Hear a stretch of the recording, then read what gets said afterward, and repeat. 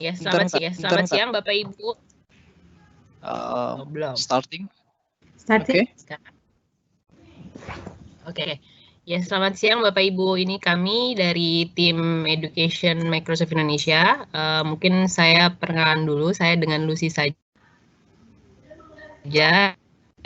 Di sini juga ada Mas Huda. Nanti akan deliver untuk kontennya. Juga ada Mbak Mela Sari. Mungkin kita bisa mulai sekarang. Nanti kalau ada pertanyaan bisa langsung di chatnya, mungkin di pojok kanan atas ya. Nanti bisa diklik, nanti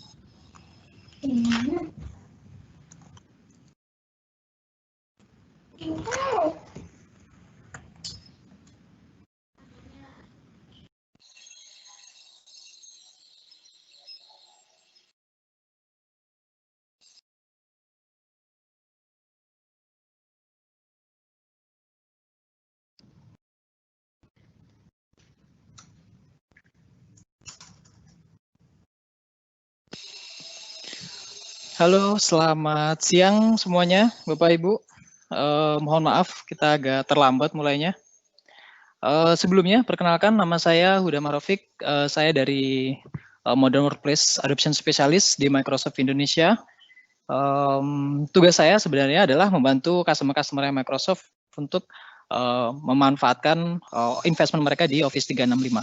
Nah, kebetulan hari ini kita akan sama-sama explore mengenai distance learning atau belajar jarak jauh menggunakan salah satu solusi yang sudah mungkin sebagian dari kita yang di sini sudah familiar, yaitu menggunakan Microsoft Teams. Nah, tapi sebenarnya Microsoft Teams itu apa, kemudian bagaimana cara pemanfaatannya, kita akan coba bahas secara lebih mendalam hari ini.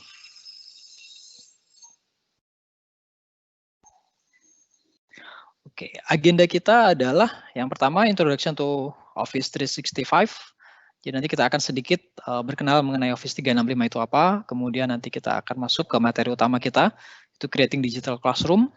Kemudian nanti akan ada sesi berikutnya, yaitu Preparing Assessment.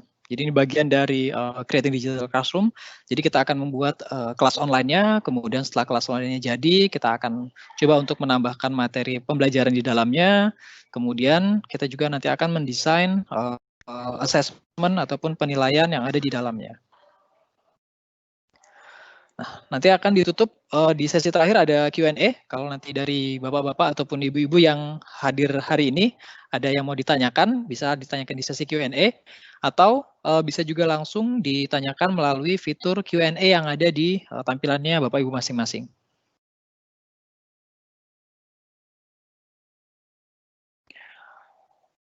Nah, kita akan langsung masuk ke bagian yang pertama.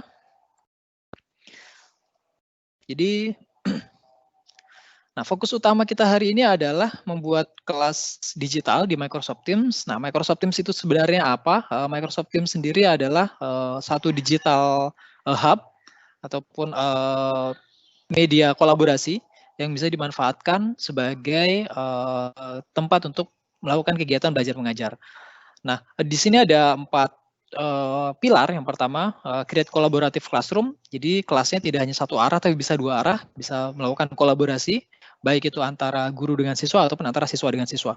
Kemudian pilar yang kedua adalah personalized learning with assignments. Jadi nanti kita akan coba untuk membuat personalisasi pembelajaran. Ada berbagai macam cara nanti bisa kita lakukan, salah satunya menggunakan fitur assignments. Kita juga nanti bisa menggunakan fitur yang sudah built-in juga di dalam Microsoft Teams untuk education, namanya Class Notebook. Nah, itu bisa kita gunakan sebagai alat untuk personalisasi kegiatan pembelajaran. Kemudian, selain untuk kegiatan pembelajaran ataupun kelas online, Microsoft Teams bisa juga digunakan sebagai alat untuk kolaborasi antar sesama guru. Jadi bukan hanya untuk guru dan siswa, tapi untuk guru dan guru juga. Jadi misalnya Bapak Ibu dari satu departemen yang sama, misalkan dari departemen sains, satu dari departemen sosial, kemudian misalkan ingin membuat satu materi pembelajaran bersama ataupun ingin membuat satu assessment bersama, nah itu bisa menggunakan satu mode di dalam Microsoft Teams ini namanya Professional Learning Communities. Kemudian yang terakhir ini pilarnya adalah Streamline Staff Communication. Jadi Microsoft Teams ini juga bisa digunakan sebagai alat komunikasi dan kolaborasi di sekolah yang digunakan selain guru dan siswa, misalkan staff back office. Nah, ini bisa dimanfaatkan karena di dalamnya sudah terintegrasi dengan solusi Office 365 yang lain. Jadi kita tidak perlu membuat konektor sendiri atau tidak perlu melakukan pengaturan yang kompleks untuk bisa menggunakan Microsoft Teams dan disesuaikan dengan kebutuhannya Bapak Ibu semuanya. Nah, tapi hari ini kita akan fokus di nomor 1 dan nomor 2 saja, yaitu create a collaborative classroom. Jadi kita akan membuat kelas yang kolaboratif, bagaimana caranya. Kemudian yang kedua adalah personalized learning with assignments. Jadi nanti akan membuat penilaian, assessment, kemudian kita akan coba ekspor assessment apa saja yang bisa kita lakukan di dalam Microsoft Teams ini.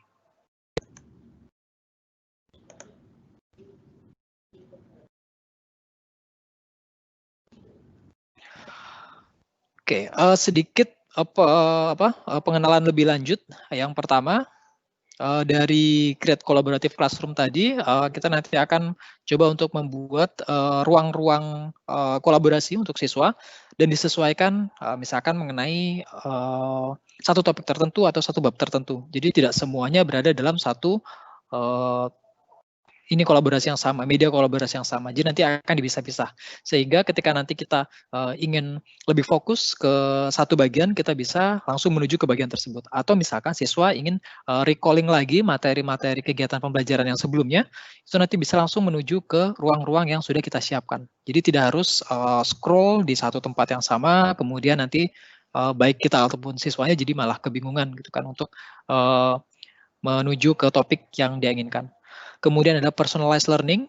Jadi kita nanti akan fokus di salah satu capability dari Microsoft Teams ini.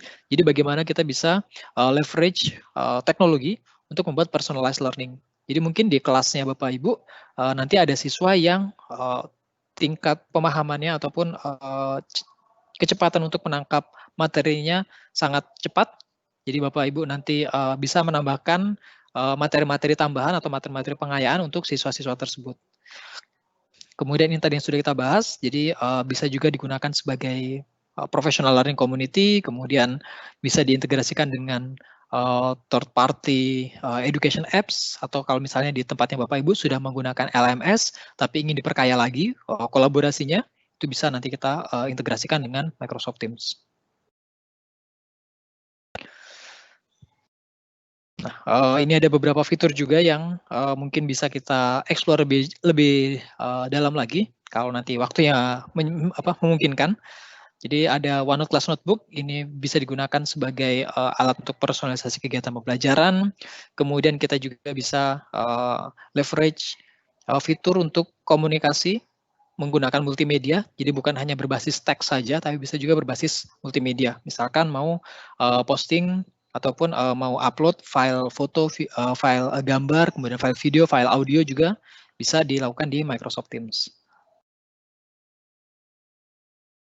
Ini professional learning communities mungkin tidak akan kita bahas lebih detail. Nah, ini teknologi yang juga sudah terintegrasi dengan Microsoft Teams. Jadi kalau misalnya Bapak Ibu sudah ataupun punya aplikasi lain yang ingin digunakan tapi tidak ada di Office 365, bisa menggunakan aplikasi yang ada di marketplace Microsoft Teams. Misalkan ada yang menggunakan Flipgrid, itu bisa juga diintegrasikan di sini. Atau Bapak Ibu ada yang menggunakan LMS tertentu, itu juga bisa diintegrasikan ke dalam Microsoft Teams. Ini untuk komunikasi staff. Nah, ini ada fitur accessibility, jadi memudahkan penggunanya untuk menggunakan teknologi. Jadi yang pertama ada immersive reader, jadi kita bisa membacakan teks yang ada di dalam Microsoft Teams. Kemudian ada inline translation, jadi misalkan ada satu orang yang posting menggunakan bahasa Inggris, kemudian mau kita translate ke bahasa Indonesia, itu bisa menggunakan inline translation. Kemudian ada live captions, ini fungsinya bisa digunakan untuk generate subtitle secara live ketika Bapak Ibu mengadakan kelas online dalam mode video conference. Kemudian ada inclusive math dan transcript generator.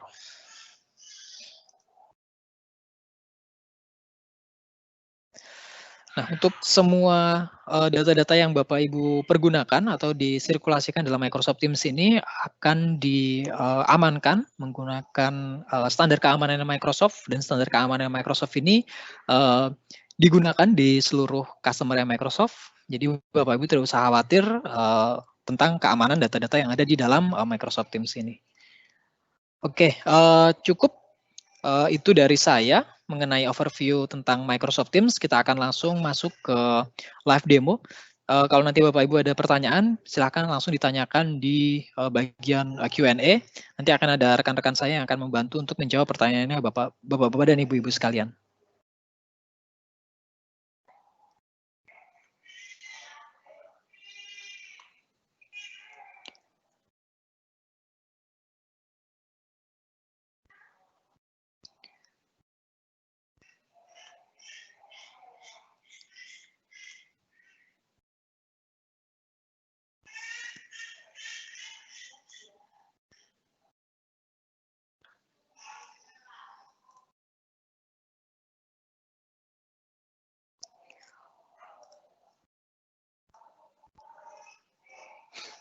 Oke, di tampilan saya sudah muncul, di sini ada portal Office 365. Bapak Ibu bisa mengakses portal Office 365 dari portal.office.com. Kemudian silakan sign in menggunakan akun Office 365 dari sekolahnya Bapak Ibu masing-masing. Nah, ketika nanti Bapak Ibu telah berhasil masuk ke dalam portal.office.com, Bapak Ibu akan diarahkan ke halaman yang kurang lebih seperti ini. Jadi ini adalah solusi ataupun teknologi yang ada di Office 365 yang bisa Bapak Ibu pergunakan. Mungkin akan sedikit saya jelaskan aplikasi-aplikasi yang ada di sini. Jadi yang pertama ini ada Outlook. Mungkin Bapak Ibu sudah sangat familiar dengan email. Nah, Outlook ini adalah layanan email yang diberikan oleh Microsoft kepada Bapak Ibu. Jadi bisa digunakan untuk keperluan komunikasi baik itu internal dalam sekolahnya Bapak Ibu ataupun eksternal. Misalkan Bapak Ibu ingin melakukan komunikasi dengan dinas pendidikan ataupun dengan lembaga-lembaga lain, itu bisa menggunakan akun Office 365 ini.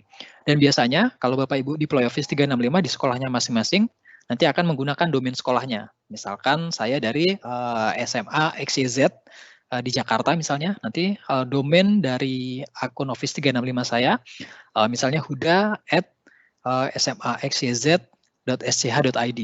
Jadi akunnya itu akan menempel ke sekolahnya. Jadi bukan menggunakan akun pribadi kita. Nah, mengapa? Karena kalau akun pribadi biasanya dipergunakan untuk keperluan pribadi ya Bapak Ibu. Sedangkan untuk keperluan pekerjaan, keperluan sekolah, itu bisa menggunakan akun Office 365 seperti ini. Jadi ketika nanti kita berkirim email ataupun melakukan komunikasi via email, itu juga jadi lebih profesional karena kita menggunakan akun sekolah kita. Dan bisa juga menjadi sarana promosi untuk sekolahnya Bapak Ibu juga. Seperti itu. Kemudian yang berikutnya ini ada OneDrive. Nah, OneDrive ini adalah media penyimpanan online untuk setiap user di setiap sekolah itu akan mendapatkan kapasitas penyimpanan sendiri-sendiri atau masing-masing. Nah, untuk saat ini kapasitasnya itu bisa sampai 5 terabyte per user. Jadi antara satu user dengan user yang lain itu akan dibedakan ininya, media penyimpanannya. Jadi untuk satu user akan dapat 5 terabyte, user yang lain juga akan dapat 5 terabyte. Nah, nanti dari tim IT yang akan mengatur berapa kapasitas OneDrive yang akan didapatkan. Kemudian di sini ada Word, Excel, dan PowerPoint. Mungkin Bapak Ibu di sini sudah familiar ya dengan 3 aplikasi ini. Jadi aplikasi ini adalah aplikasi yang bisa kita gunakan untuk membuat dan mengedit dokumen. Nah, kalau sebelumnya kita mesti install terlebih dahulu aplikasinya. Kemudian ketika kita sedang mungkin berada di perjalanan dinas atau pergi keluar kota, kita tidak bisa menggunakan aplikasi ini untuk mengedit dokumen kita, biasanya seperti itu. Nah, sekarang dengan teknologi cloud, kita bisa, atau teknologi awan ini, kita bisa mengupload dokumen kita ke dalam OneDrive, kemudian kita bisa mengakses, membuka, dan mengeditnya dari manapun dan kapanpun, selama kita punya akses internet. Karena kita bisa sign in ke browser manapun, tinggal masuk ke portal.office.com, masukkan username, masukkan password, kemudian masuk ke OneDrive, semua dokumen yang ada di sana bisa langsung kita edit. Seperti itu. Kemudian berikutnya ini ada SharePoint. Ini adalah media penyimpanan bersama yang bisa dimanfaatkan sebagai sharing folder. Nah, jadi pengalaman saya dulu di sekolah, saya pernah diminta untuk membuat satu sharing folder, kemudian di sana saya masukkan file-file Word, Excel, ataupun PowerPoint yang bisa digunakan ataupun akan diakses oleh guru-guru yang ada di sekolah tersebut. Nah, karena sharing foldernya itu berada di satu komputer di sekolah, jadi ketika ada satu orang yang membuka satu dokumen, misalkan ada rekan saya yang sedang membuka file Excel, maka rekan-rekan yang lain tidak bisa membuka file tersebut, ataupun tidak bisa mengedit file tersebut, karena filenya sedang dibuka oleh orang lain. Nah, dengan menggunakan SharePoint ini, Bapak Ibu tidak perlu khawatir permasalahan seperti itu akan muncul, karena Bapak Ibu nanti bisa membuka dokumen secara bersama-sama, kemudian bisa mengeditnya juga secara bersama-sama.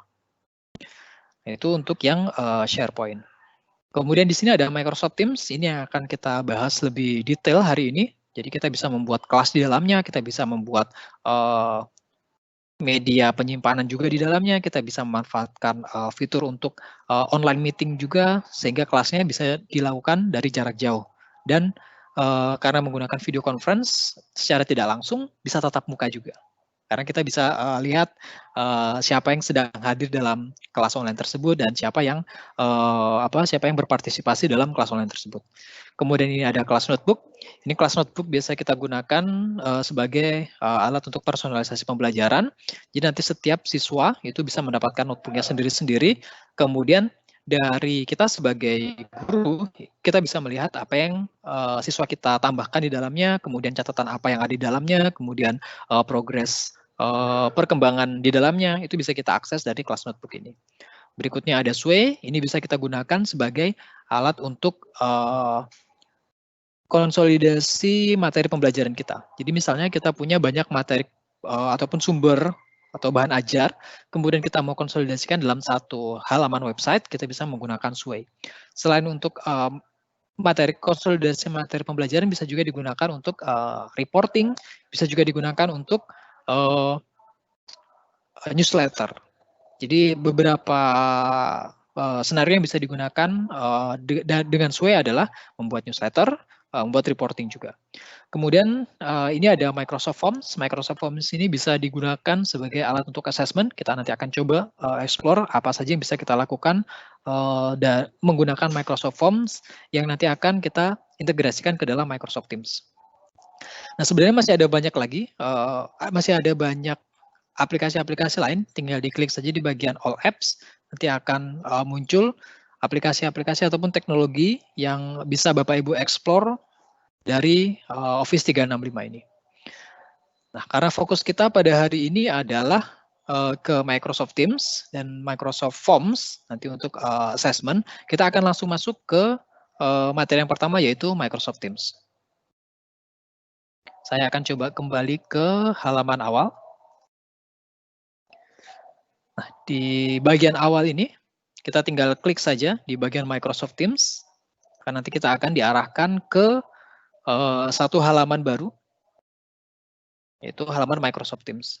Nah, untuk Microsoft Teams ini sendiri bisa Bapak Ibu install di komputernya Bapak Ibu, jadi ada aplikasi desktopnya, fiturnya jauh lebih lengkap.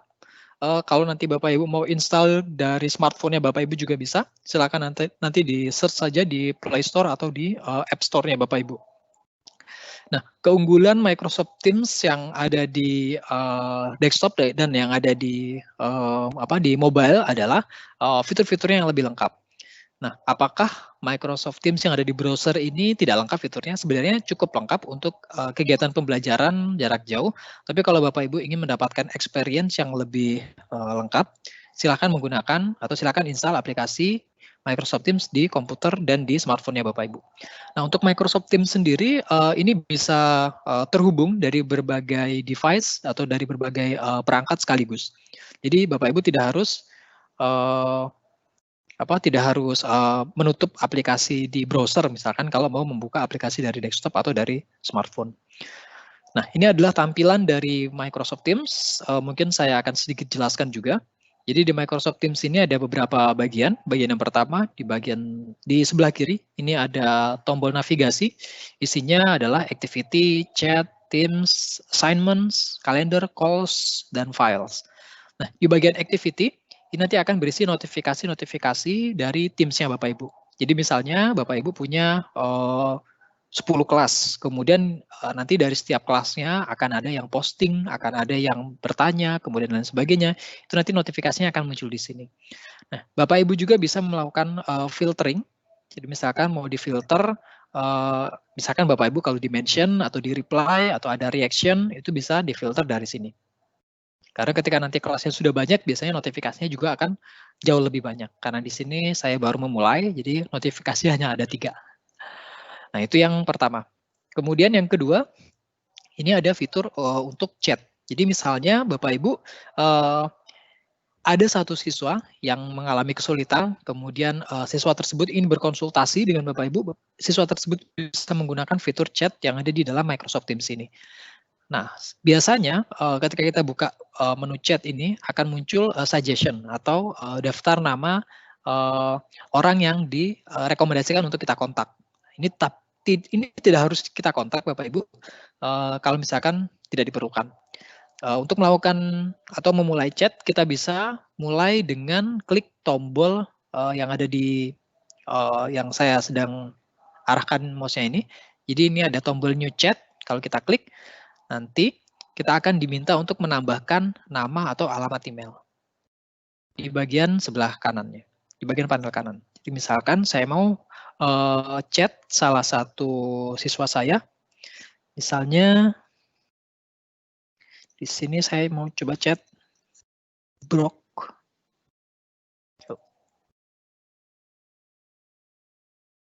Saya akan coba chat L Fredrickson.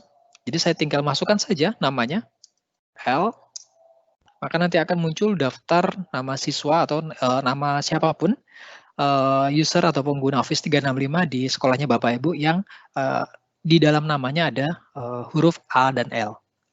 Kalau mau lebih spesifik lagi mungkin bisa Fredrickson, nanti akan langsung muncul namanya, tinggal kita klik. Kemudian di bagian bawah ini ada tombol untuk menambahkan pesan.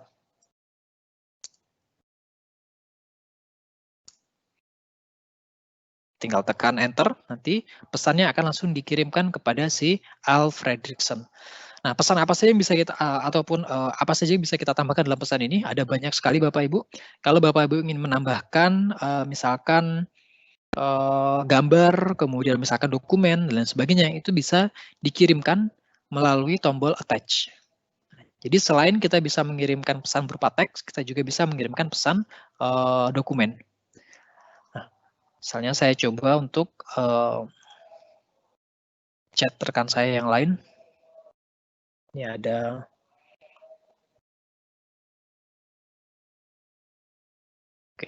Elwood Eskridge. Misalkan ini karena sama guru, saya akan coba chat.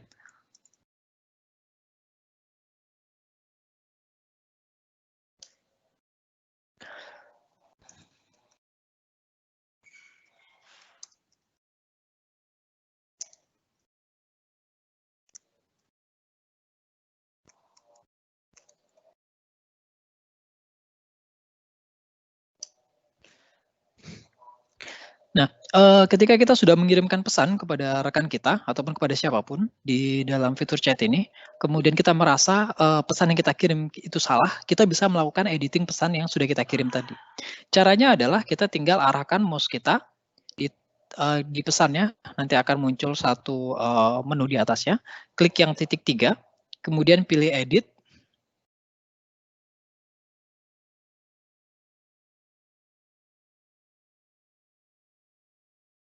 Kalau sudah kita klik edit, tinggal kita klik centang, dan maka nanti pesannya akan dimodifikasi ataupun diganti.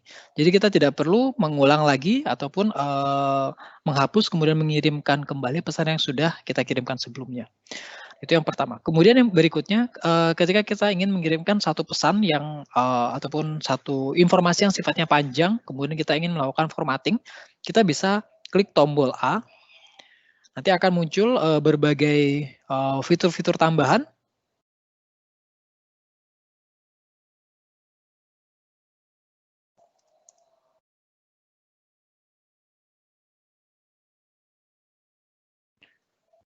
Dengan menggunakan fitur-fitur yang ada di sini, kita bisa membuat pesannya menjadi lebih kaya.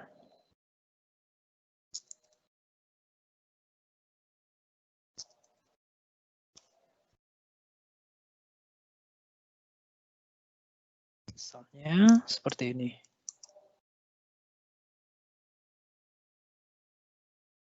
Kalau sudah, kita tinggal klik send, maka nanti pesannya akan terkirim. Jadi kita tidak perlu membuat pesannya dari file Word ataupun dari Note misalkan, baru kita paste di sini untuk bisa mendapatkan formatting yang seperti ini.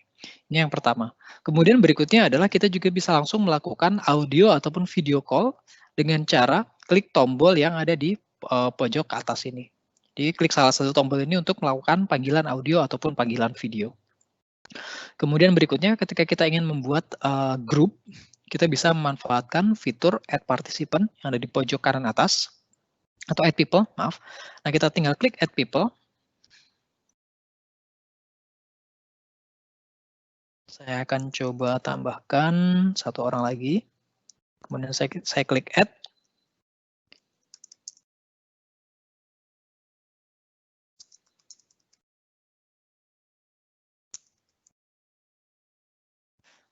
Ketika kita membuat grup chat seperti ini, kemudian kita mengirimkan pesan di dalamnya, dan tiba-tiba di tengah jalan kita merasa kita perlu menambahkan rekan kita yang lain, kita bisa tinggal tambahkan saja dari tombol yang sama, dari tombol Add People.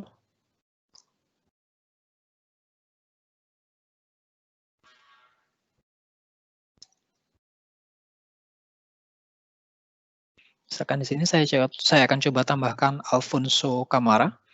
Nah, ada opsi untuk menyertakan atau tidak menyertakan historical chat yang sudah ada sebelumnya.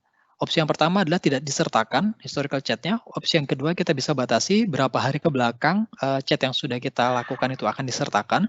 Atau opsi yang terakhir, semua percakapan yang kita lakukan dalam grup ini akan langsung ditambahkan atau disertakan ketika nanti Alfonso masuk ke dalam grup yang sudah kita tambahkan ini. Saya klik tombol Add. Nah, nanti Alfonso bisa melihat semua percakapan yang sudah kita lakukan sebelumnya. Jadi kita tidak perlu lagi mengulangi lagi atau resend percakapan yang sudah kita lakukan sebelumnya. Jadi meminimalisir waktu kita untuk mendistribusikan atau mengirimkan ulang informasi yang sudah kita kirimkan melalui grup chat ini. Nah, sama seperti tadi yang chat yang one-on-one atau chat private seperti ini, untuk chat grup yang seperti ini pun bisa kita ubah menjadi audio call ataupun video call. Kurang lebih seperti itu untuk bagian yang pertama, yaitu chat. Ini biasanya digunakan untuk komunikasi private, one-on-one ataupun grup seperti ini, antara guru dengan siswa ataupun antara guru dengan guru. Berikutnya adalah saya akan masuk ke materi yang utama kita hari ini. Kita masuk melalui tombol Teams. Ini kebetulan sudah ada kelasnya. Nah, kalau tampilannya Bapak Ibu nanti tidak seperti ini, jangan khawatir. Bisa diubah tampilannya dengan cara klik di More Option, kemudian pilih yang Switch View. Oke, di sini ada dua view, ada grid dan ada list. Saya akan coba pilih yang list. Kalau sudah, saya tinggal klik close saja. Nah, bisa jadi nanti tampilan Teams-nya Bapak Ibu akan seperti ini. Ini hanya soal tampilan saja. Tidak ada perbedaan lain antara list view dengan grid view tadi. Nah, saya akan coba membuat satu kelas baru. Nah, untuk membuat kelas, kalau Bapak Ibu menggunakan list view seperti ini, atau tampilan dalam baris seperti ini, Bapak Ibu tinggal klik di tombol yang ada di kiri bawah, ya, tombolnya Join or Create a Team. Kemudian nanti akan muncul satu tampilan baru di sebelah kanan, pilih Create Team. Nah, untuk kelas, Bapak Ibu pilih yang kelas. Ini ada 3 opsi yang lain, ini bisa digunakan untuk yang pertama PLC, sesama guru, staff, ini untuk non-teaching staff, atau untuk yang bagian staf tata usaha atau back office. Kemudian yang other ini biasanya grup ataupun tim yang digunakan antar siswa. Saya akan mulai dari yang kelas. Jadi saya pilih kelas. Kemudian saya akan diminta untuk memasukkan nama kelasnya.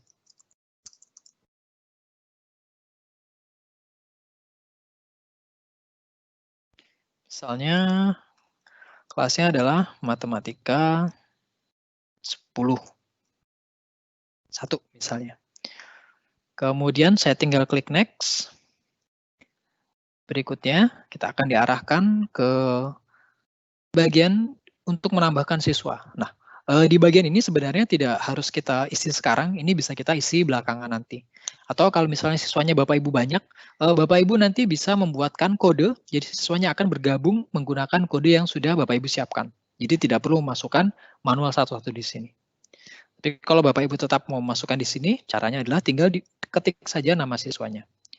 Misalkan tadi ada Alfredrickson, tinggal ketik Alfredrickson, kemudian dipilih, kemudian klik tombol add, nanti siswanya akan ditambahkan ke dalam kelasnya Bapak Ibu. Nah, misalnya Bapak Ibu punya rekan guru atau co-teaching yang ingin ditambahkan di dalam kelasnya Bapak Ibu ini, Bapak Ibu tinggal klik di bagian teachers. Kemudian dari sini Bapak Ibu tinggal tambahkan guru yang ingin Bapak Ibu invite atau undang ke dalam kelas ini. Misalnya tadi ada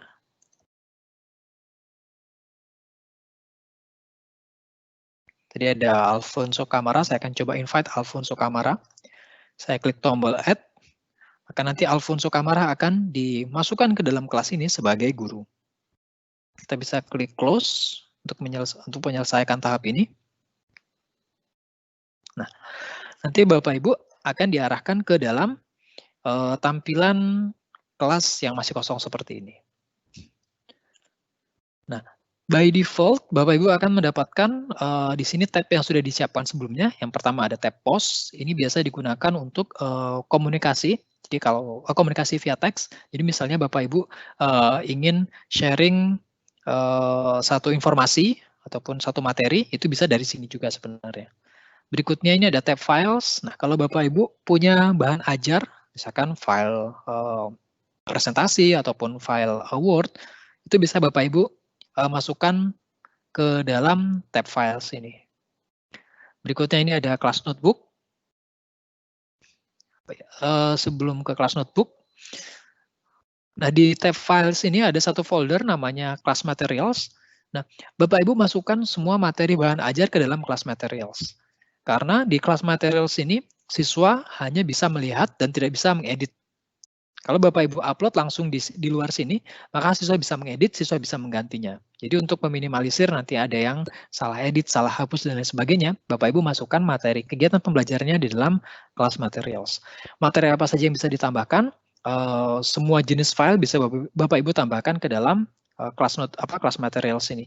Baik itu berupa file video, audio, kemudian misalkan ada file Word, Excel, PowerPoint, PDF, dan lain sebagainya. Lanjut ke bagian yang berikutnya, yaitu kelas notebook. Nah, di sini bisa kita gunakan sebagai alat untuk personalisasi pembelajaran. Nah, caranya adalah kita setup terlebih dahulu kelas notebooknya. Saya akan coba klik setup. Kita pilih yang blank notebook, maaf. Nanti akan ada sedikit penjelasan. Jadi di kelas notebook ini akan ada 3 bagian. Bagian yang pertama adalah collaboration space. Bagian ini bisa diedit dan bisa dimodifikasi baik itu oleh guru dan oleh siswa.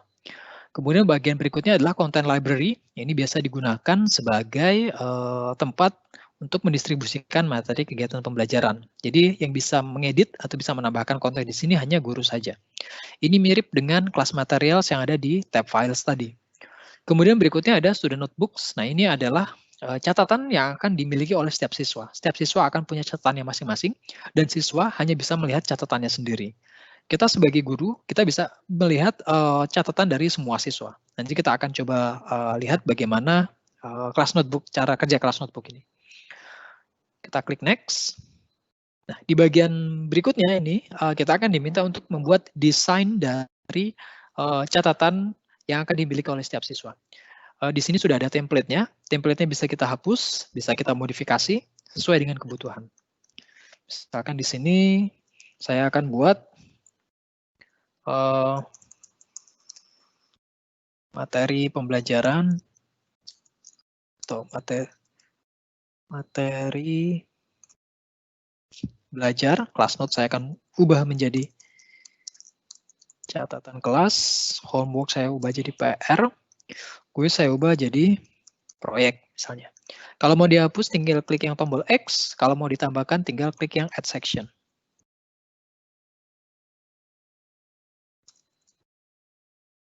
Atau tugas akhir ya. Kalau sudah tinggal kita klik create, nanti akan ada proses pembuatan kelas notebook ya. Nah, untuk pembuatan kelas notebook ini diserahkan kepada Bapak Ibu apakah mau menggunakan atau memanfaatkan fitur ini atau tidak. Karena akan sangat bergantung dari demografi dari siswanya nanti. Jadi ada mungkin dari siswa-siswanya Bapak Ibu ada yang cocok menggunakan kelas notebook, ada yang cukup menggunakan fitur atau capability yang ada di tab files tadi. Nah, di sini sudah muncul. Ini ada template awal yang sudah disiapkan oleh Microsoft ketika kita baru pertama kali membuat kelas notebook. Kita bisa klik tombol yang ada di sebelah kiri ini untuk expand materinya. Nah, setiap siswa yang kita tambahkan ke dalam kelas ini akan langsung secara otomatis ditambahkan ke bawah content library ini. Karena tadi kita di awal hanya menambahkan satu siswa, si L. Fredrickson, jadi yang muncul baru L. Fredrickson saja. Kalau nanti kita tambahkan siswa lain-lain lagi, nanti siswa lainnya akan muncul di bagian bawahnya. Di bagian bawah L. Fredrickson ini. Nah, si L. Fredrickson ini, dia hanya bisa melihat catatan milik dirinya sendiri. Jadi milik rekan-rekannya dia tidak bisa lihat. Nah, tapi kita sebagai guru, kita akan bisa melihat detail dari catatan yang ada di dalam atau yang sudah dibuat oleh Al Fredrickson. Jadi misalnya kita meminta siswa untuk mencatat materi atau mencatat penjelasan ataupun hal-hal tertentu yang mereka rasa penting di dalam kelas notebook ini. Nanti kita bisa melihat apa yang sudah mereka catat dan mungkin kita juga bisa langsung melihat progres dari siswa kita ini. Apakah sebenarnya dia memahami apa yang kita deliver atau yang kita sampaikan di kelas, ataupun dia mengalami kesulitan untuk menangkap atau menyerap materi yang kita sampaikan di kelas. Nah, karena ini sifatnya personal dan private untuk setiap siswa, jadi siswa lain tidak bisa melihat, kita bisa menambahkan saran, masukan, ataupun link ataupun tautan ke bahan ajar tambahan jika diperlukan oleh siswa ini. Nah, ini adalah salah satu bagian dari personalized learning. Jadi, tiap siswa akan mendapatkan treatment atau perlakuan yang berbeda-beda. Mungkin ada siswa yang perlu kita beri materi tambahan karena tingkat ataupun daya serap materinya sangat tinggi. Jadi, supaya tidak merasa bosan di kelas, kita bisa berikan materi tambahan di sini. Jadi nanti siswa bisa explore sendiri. Ataupun mungkin ada siswa yang mengalami kesulitan untuk menangkap satu konsep atau satu materi di kelas, Bapak Ibu bisa membantu siswa langsung dari sini. Jadi misalnya memberikan penjelasan tambahan, ataupun memberikan ilustrasi tambahan, jadi supaya siswa lebih mudah untuk memahami materi yang kita sampaikan di kelas. Nah, ini adalah bagian dari Microsoft Teams yang sudah terintegrasi juga, yaitu Class Notebook. Nah, berikutnya kita akan masuk ke bagian assignment. Nah, bagian assignment ini akan kita gunakan sebagai alat untuk melakukan assessment nantinya. Nah, karena kelasnya masih baru, jadi kosong assignment di sini, kita bisa menambahkan assignment dengan cara klik tombol Create. Ada 3 opsi, jadi ada assignment, quiz, dan existing. Saya akan mulai dari yang assignment. Nah, di bagian assignment ini, nah ini sudah muncul. Nah, kita bisa membuat penugasan yang akan diberikan kepada siswa. Misalkan tugas minggu 1. Kemudian di sini instruksinya bisa kita tambahkan.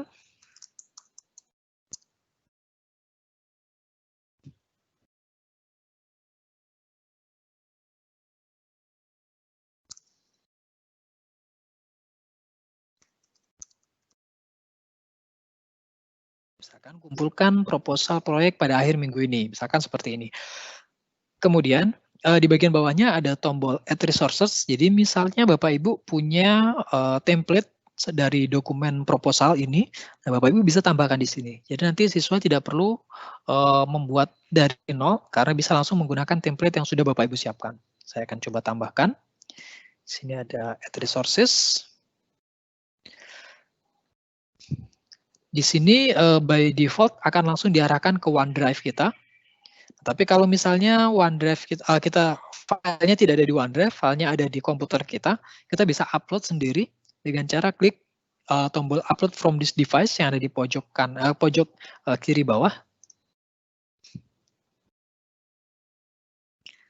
Kemudian di sini saya akan coba upload satu dokumen.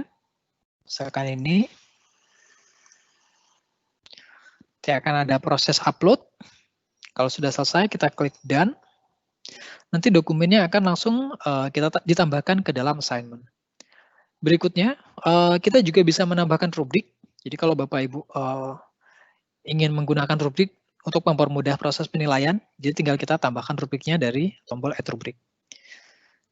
Di sini Bapak Ibu bisa membuat rubriknya dari nol, menggunakan new rubrik, atau bisa upload rubriknya menggunakan rubrik yang sudah ada. Saya akan coba upload menggunakan rubrik yang sudah ada. Klik from files. Oh, sebentar, rubriknya belum sempat saya download. Saya akan coba download terlebih dahulu rubriknya, kemudian nanti akan saya masukkan ke sini.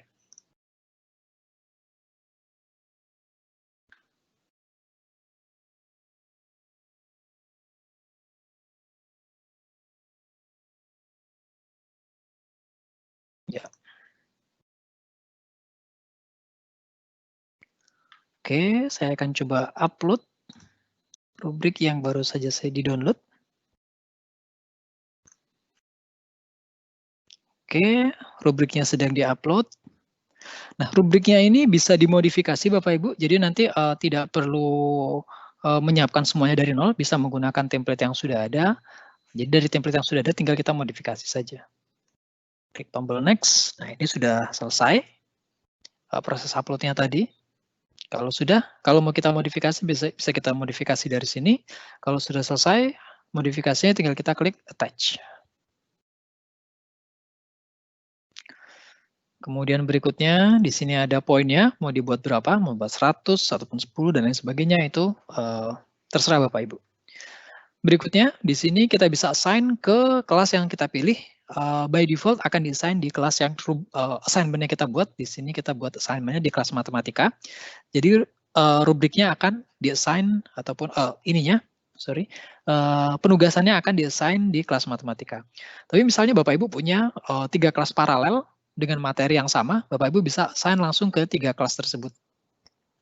Jadi tidak perlu membuat manual satu-satu, tapi bisa langsung di-assign ke banyak kelas sekaligus. Nah, berikutnya, ini saya akan coba hapus. Jadi hanya di kelas ini saja yang saya assign. Nah, berikutnya, Bapak Ibu juga bisa memilih kapan assignment-nya ini akan dipublish. Jadi misalkan kita menyiapkan semua penugasan atau semua assignment untuk 1 semester ke depan, itu bisa kita pilih dari sini. Jadi kita tinggal klik di bagian edit. Nah, kita bisa pilih mau penugasannya ini diberikan kapan. Kalau misalkan mau diberikan di minggu depan, misalkan tanggal 24, sini waktu di pengumpulannya, misalkan tanggal 27. Ini bisa kita atur dari sini.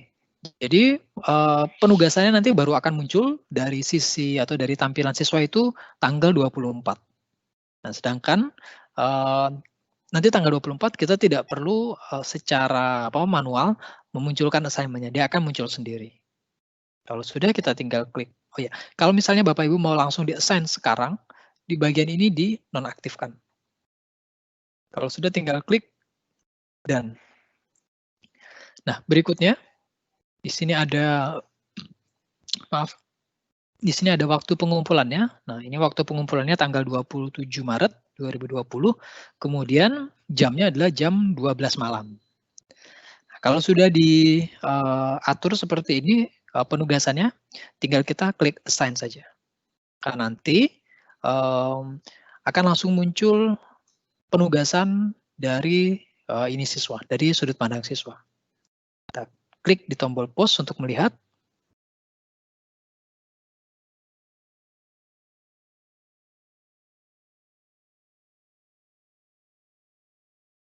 Ini penugasannya sudah muncul. Ya, baru muncul ya, notifikasinya. Nah, nanti akan muncul tampilan yang seperti ini. Jadi siswa akan langsung bisa melihat bahwa di sini ada tugas minggu 1, waktu pengumpulannya tanggal 27 Maret. Nanti siswa tinggal buka saja assignment-nya, terus nanti dia tinggal mengisi saja. Nah, di sini ada opsi untuk melihat dari sudut pandang siswa atau student view. Nanti dari sudut pandang siswa tampilannya seperti ini. Ada file template yang sudah kita siapkan, dan di sini juga ada project rubriknya. Nah, untuk mengerjakan ini ya sendiri, untuk mengerjakan tugas ini, karena sudah disiapkan template-nya, siswa tinggal klik di titik 3, kemudian pilih dari salah satu opsi ini. Jadi ada Open in Teams, Open in Word, atau Open in Word Online. Jadi bisa langsung dikerjakan dari dalam aplikasi Microsoft Teams-nya sendiri. Jadi tidak perlu membuka aplikasi lain sebenarnya. Oke, misalnya Open in Teams.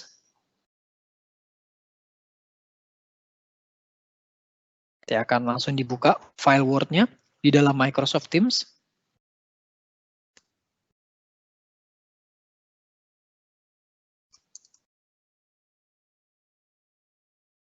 Kalau sudah, tinggal kita klik close, nanti akan secara otomatis disimpan.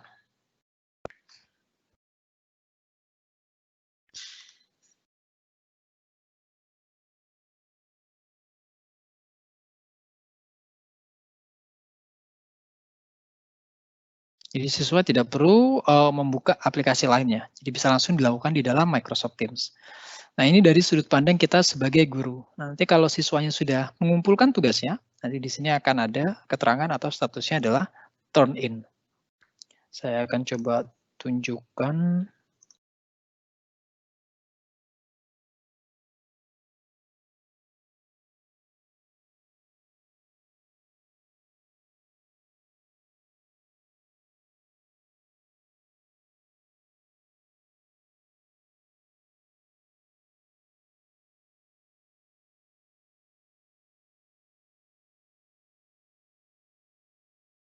Oh, ini kebetulan belum ada yang mengumpulkan tugasnya.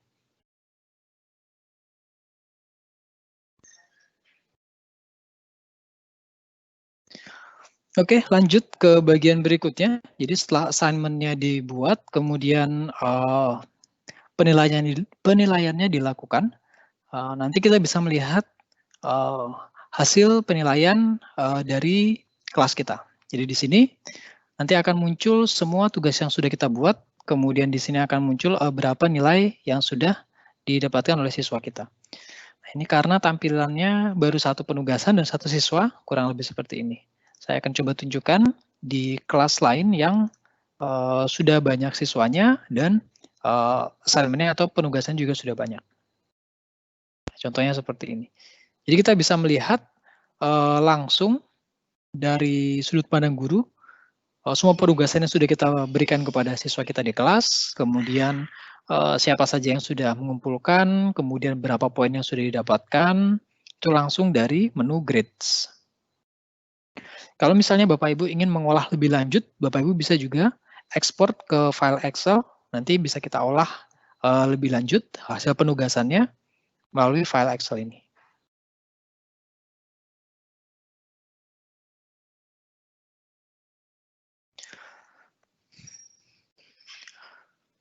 Oke, itu kurang lebih untuk secara singkat atau secara garis besar bagaimana cara kita memanfaatkan Microsoft Teams untuk membuat satu kelas online.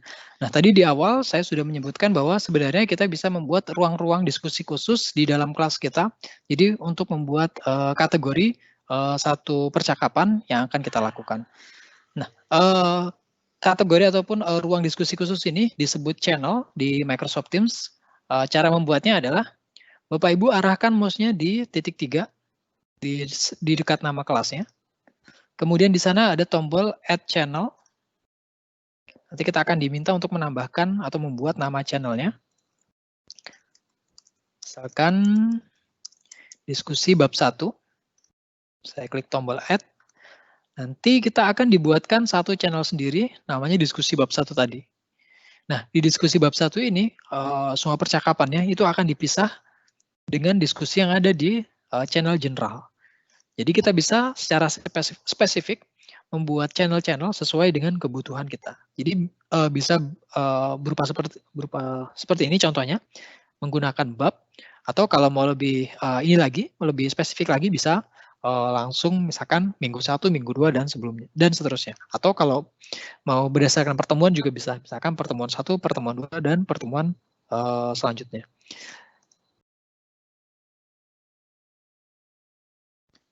Nah, berapa banyak channel yang bisa kita buat dalam satu kelas online seperti ini, kita bisa membuat sampai 200 channel. Jadi kalau misalnya Bapak Ibu ingin membuat atau membuat ruang diskusi yang spesifik untuk satu topik bahasan tertentu, silakan pergunakan fitur channel ini. Karena ini nantinya akan membantu kita dalam mengakses ataupun langsung masuk ke satu diskusi yang kita inginkan. Jadi ketimbang kita scroll ke atas, karena semuanya ada di satu tempat, kita bisa manfaatkan fitur diskusi ini untuk mempermudah kita dalam mengakses satu informasi ataupun satu topik bahasan. Nah, selain kita bisa menggunakan channel ini sebagai alat untuk ataupun ruang untuk diskusi seperti ini, sebenarnya ada satu lagi manfaat dari fitur channel. Jadi kita bisa membuat diskusi kelompok ataupun mungkin penugasan kelompok menggunakan channel ini. Nah, tapi sebelumnya saya akan coba untuk tambahkan siswa yang lebih banyak supaya kita nanti bisa melihat bagaimana implementasi dari diskusi kelompok ini. Saya akan coba tambahkan terlebih dahulu siswanya.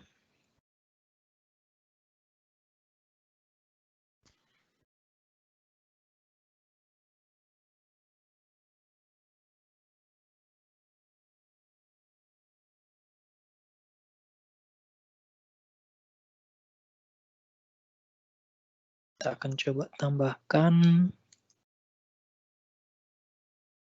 lebih banyak siswa.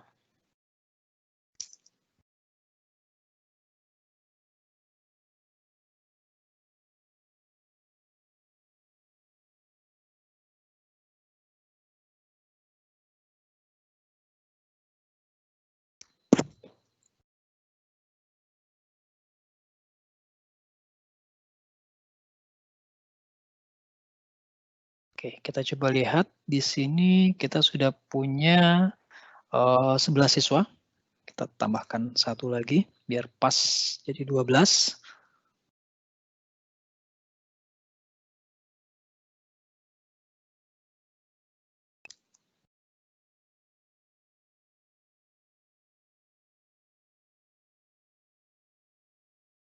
Oke, di sini sekarang kita sudah punya 12 siswa. Nah, dari 12 siswa ini kita akan coba buat 3 kelompok. Oke. Nah, karena diskusinya akan dilakukan secara berkelompok, jadi saya sebagai guru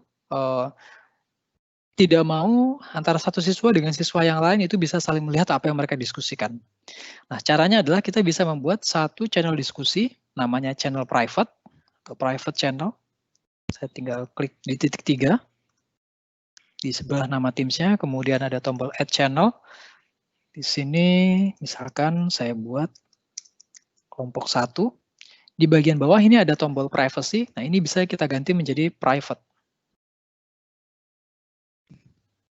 Nah, kalau saya ubah jadi Private, nah, nanti setiap channelnya kita mesti tambahkan siapa yang mesti ada di dalam channel ini. Bentar, saya coba tambahkan.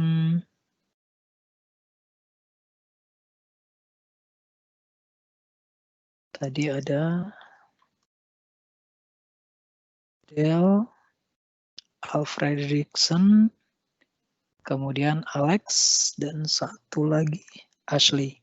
Jadi ada 4 orang yang saya tambahkan di dalam grup ini atau di dalam private channel ini. Oke, sudah ditambahkan semua. Saya klik done. Nanti saya akan mendapatkan satu channel kelompok 1 dan di sebelahnya ada ikon gemboknya. Nah, yang bisa melihat dan mengakses apa yang ada di dalam channel kelompok 1 ini, saya coba munculkan. Hanya 4 orang ini, Alex Wilber, Alfredrickson, Ashley, dan Adele. Selain 4 orang ini dan saya sendiri, dia tidak akan bisa melihat ataupun mengakses informasi yang ada di dalam channel kelompok 1 ini. Jadi apapun yang diposting oleh 4 orang ini di dalam channel kelompok 1 ini hanya bisa diakses oleh 4 orang tersebut. Nah, berikutnya kita tinggal tambahkan lagi channel kelompok 2 sama private.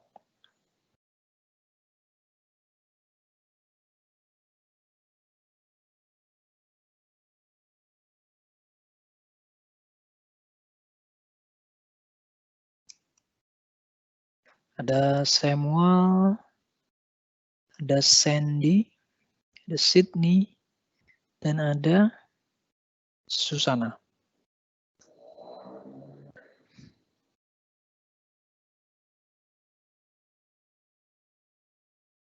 Oh, sorry, Susana tidak ada di dalam tim kelas ini.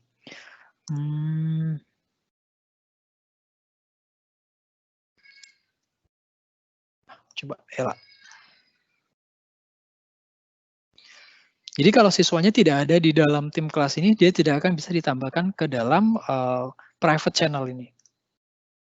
Oke, sekarang saya sudah punya 2 private channel kelompok 1 dan channel kelompok 2. Nah, kedua channel ini tidak bisa saling berhubungan langsung, mereka tidak bisa saling lihat apa yang ada di dalam diskusi channelnya masing-masing. Jadi ini akan memudahkan kita sebagai guru untuk membuat satu diskusi atau satu ruang diskusi yang private hanya untuk orang-orang tertentu saja, dan ada di dalam kelas kita. Jadi kita tidak perlu membuat ruang diskusi di luar kelas. Seperti itu. Oke, berikutnya. Nah, ketika kita sudah membuat kelas online seperti ini, kemudian saya akan coba tambahkan beberapa materi di dalamnya. Cara untuk menambahkan materinya gampang sekali. Kita bisa menggunakan tombol upload yang ada di menu files.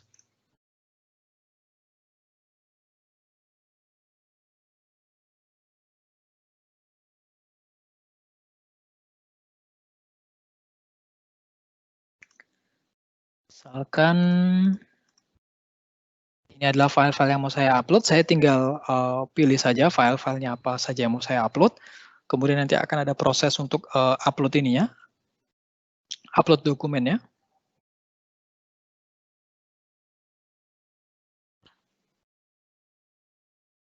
Oke, sepertinya saya ada kendala koneksi di sini.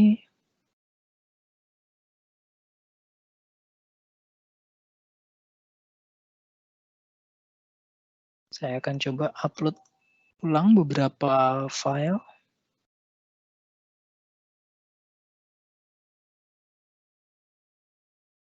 Ya, berhasil. Kalau mau yang lebih cepat lagi bisa menggunakan upload folder. Tapi Bapak Ibu harus menyiapkan semuanya dalam satu folder terlebih dahulu.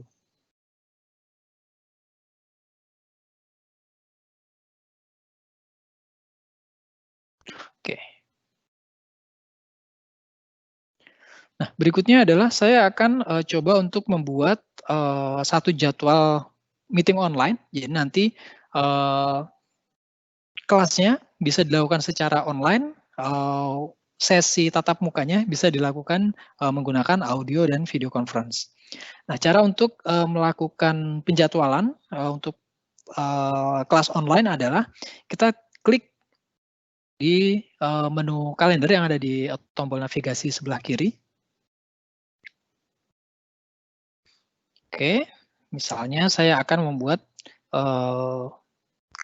face-to-face online di tanggal 18. Saya coba ulangi lagi. Saya akan membuat meeting face-to-face atau kelas online tanggal 18 sekitar jam 9 pagi. Saya tinggal arahkan mouse saya ke kotak yang sudah disediakan di sini. Di sini ada kotaknya di kolom 19, kemudian barisnya di baris jam 9 pagi. Saya tinggal klik saja. Kemudian nanti akan muncul tampilan untuk membuat kelas online-nya.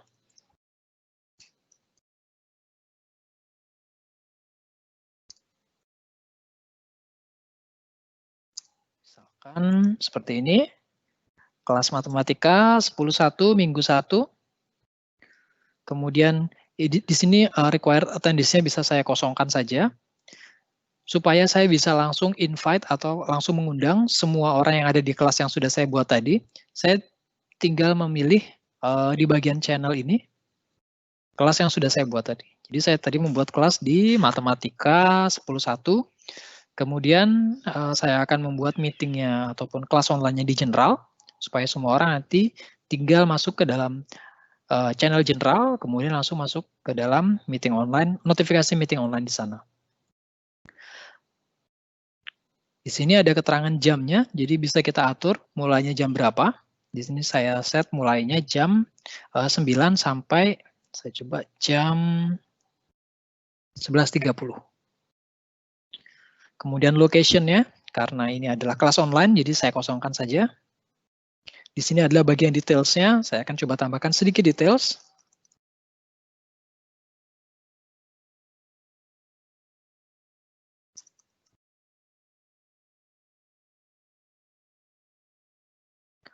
Oke, misalkan sudah selesai, kita tambahkan informasinya seperti ini. Berikutnya adalah klik tombol send. Nanti akan dibuatkan penjadwalannya. Nah, ini sedang proses pembuatan kelas online-nya.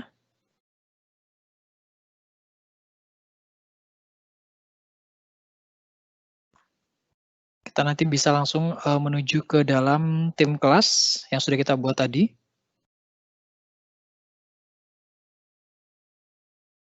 Ini langsung muncul di bagian channel generalnya jadwal pertemuan online atau jadwal kelas online yang sudah kita siapkan.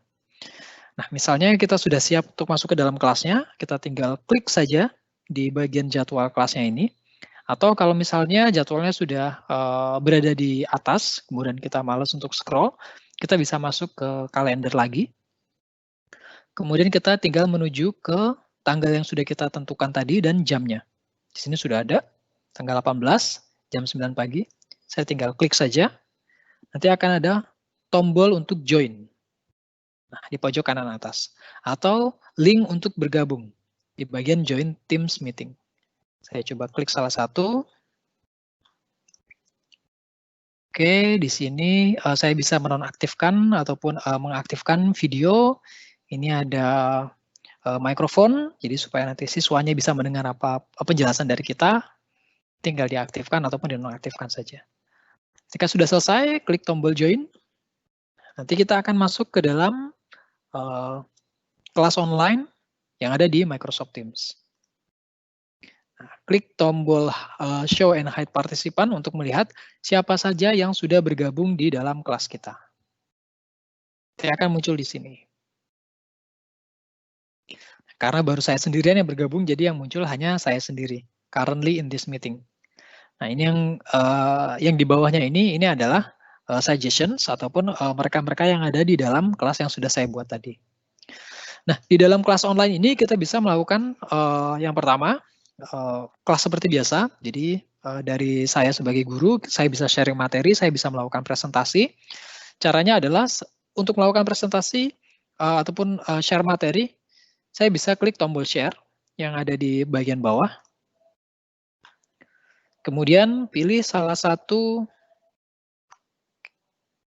Nah, kemudian pilih salah satu dari opsi yang disiapkan di bawahnya. Di sini ada desktop and window, jadi kita bisa share aplikasi yang ada di komputer kita.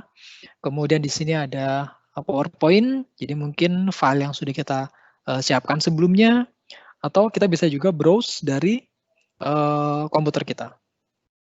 Nah, saya akan coba pilih opsi yang browse. Ini ada dua pilihan, jadi kita bisa menggunakan file yang sudah ada di Teams dan di OneDrive, ataupun upload file baru dari komputer kita. Saya akan coba upload file baru dari komputer kita.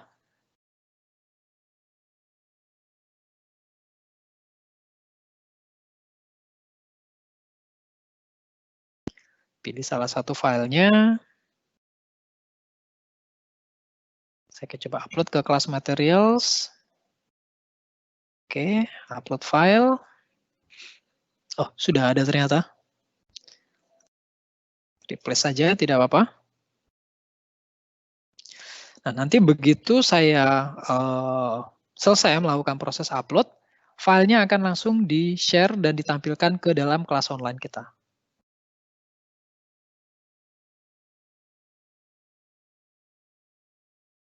Nah, bisa saya tutup.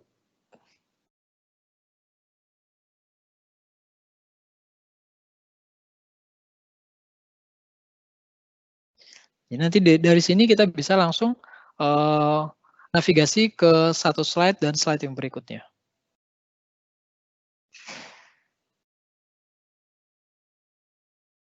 Untuk menghentikan presentasi, tinggal klik stop presenting. Nah, biasanya dalam melakukan kelas online seperti ini, ada saja siswa kita yang mungkin tidak bisa bergabung karena satu dan lain hal.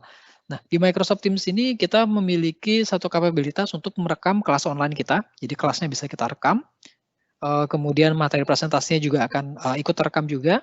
Dan nanti siswa-siswa yang terlambat bergabung itu bisa mengikuti kegiatan pembelajaran dari awal menggunakan rekaman yang sudah disiapkan tadi. Cara untuk merekam kelas online kita adalah klik di bagian titik 3, kemudian pilih Start Recording. Dia akan muncul notifikasi seperti ini. Oke, diklik Got It. Kemudian ini bisa diklik Dismiss. Nah, nanti akan ada proses perekaman di kelas kita ini. Bagaimana cara kita mengetahui apakah kelas kita sedang direkam atau tidak? Itu di bagian bawah ini akan ada tombol notifikasi yang mengindikasikan kelas kita sedang direkam atau tidak direkam. Kalau ada tombol seperti ini berarti kelasnya sedang direkam. Nanti kalau tombolnya kita matikan atau pose perekamannya kita matikan, tombolnya akan hilang. Oke, itu bagian yang berikutnya mengenai bagaimana cara kita merekam kelas online sedang kita buat ini. Nah, berikutnya adalah selain kita bisa sharing dokumen seperti yang sudah tadi kita lakukan bersama-sama, kita juga bisa sharing window. Misalnya saya akan coba share satu window atau suatu aplikasi tertentu. Saya tinggal pilih yang desktop or window. Nanti akan diberikan opsi window apa yang mau kita share. Misalnya di sini saya coba share window Microsoft Office. Nah, jadi nanti yang muncul di tampilan siswa adalah tampilan Microsoft Office ini. Misalnya saya buka satu file presentasi.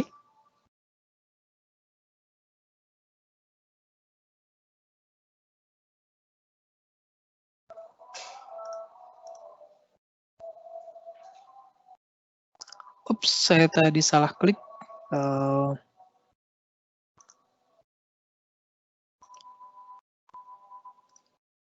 Saya coba ulang lagi. Saya share desktop and window. Pilih Microsoft Edge. Jadi karena saya mau share satu tab spesifik, jadi saya pilih yang Introduction to Algebra. Saya klik tombol share. Jadi nanti yang akan muncul dari sisi student atau dari sisi siswa kita adalah tampilan ini saja, yang lainnya tidak akan muncul. Bagaimana cara kita mengetahuinya? Bisa dilihat dari bagian yang ada di tab tab browsernya. Di sini ada keterangan kotak biru. Nah, ini menandakan bahwa dokumen ataupun tab ini sedang di-share ke dalam Teams meeting. Untuk menghentikan proses sharing tab ini, kita bisa klik tombol stop. Nanti notifikasi ataupun kotak birunya akan hilang.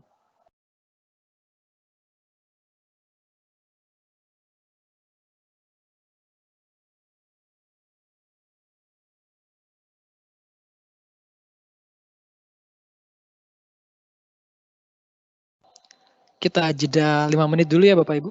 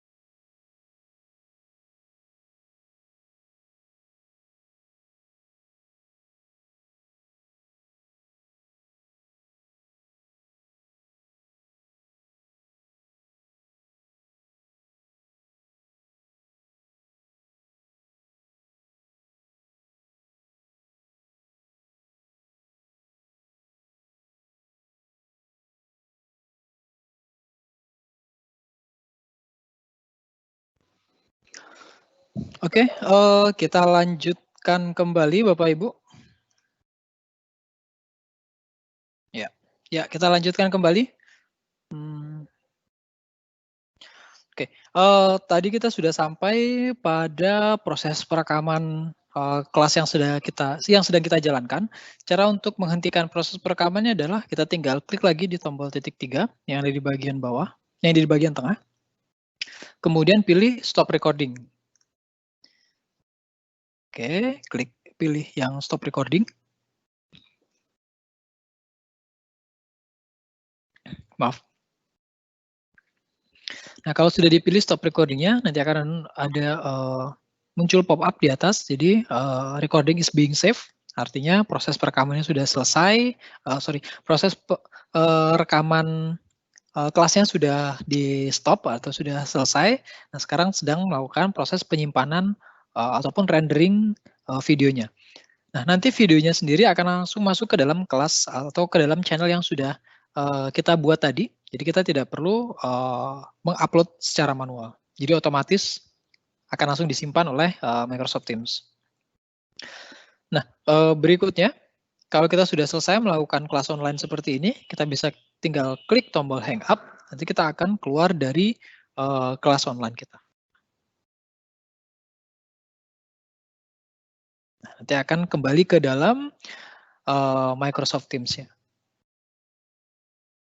Oke, nanti ini sedang melakukan proses rendering. Nanti setiap percakapan yang kita lakukan di kelas online tadi itu akan langsung ditambahkan di bawah notifikasi meeting atau notifikasi kelas online ini. Nanti kalau misalkan ada file yang di-share itu juga akan langsung masuk ke sini. Kemudian hasil percakapannya pun akan langsung ditambahkan di bawah keterangan kelas online ini.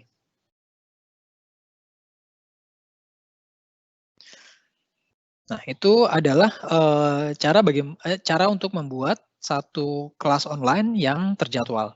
Nah, bagaimana dengan kelas online yang tidak terjadwal? Misalkan karena satu dan lain hal, kita mesti mengganti jadwal kelas kita, dan harus dilakukan saat itu juga. Caranya adalah kita bisa menggunakan fitur Meet Now, yaitu fitur yang ada di bagian bawah dari setiap channel. Ini ada tombol Meet Now. Kalau kita klik tombol Meet Now, kita akan dibuatkan satu meeting online, tapi tidak terjadwal, berbeda dengan yang tadi. Oke, di sini kita bisa masukkan nama ininya, nama kelasnya, misalkan kelas makeup minggu depan. Kemudian kita klik Meet Now. Nanti kita akan masuk ke dalam tampilan yang kurang lebih sama dengan kelas online yang sudah terjadwal tadi. Bedanya adalah kalau yang sebelumnya tadi sudah ada jadwalnya dan kita bisa melihatnya dari kalender, tapi dengan kelas yang mode Meet Now seperti ini tidak terjadwal dan biasanya adalah kelas-kelas yang kita adakan dadakan. Seperti itu. Yang bisa kita lakukan sama, jadi ada proses untuk start dan stop recording, kemudian fitur untuk share-nya juga sama, dan lain sebagainya. Hampir tidak ada bedanya. Membedakan adalah yang satu tadi harus dibuat dulu di kalender, sedangkan kelas yang Meet Now ini dibuatnya langsung dari dalam channel. Nah, nanti siswanya Bapak Ibu tinggal masuk ke dalam channel yang Bapak Ibu buat Meet Now-nya atau kelas online dadakannya. Kemudian nanti akan muncul kotak biru seperti ini dan ada tombol join. Tinggal diklik saja tombol join-nya. Siswa akan langsung masuk ke dalam meeting online yang sudah kita siapkan.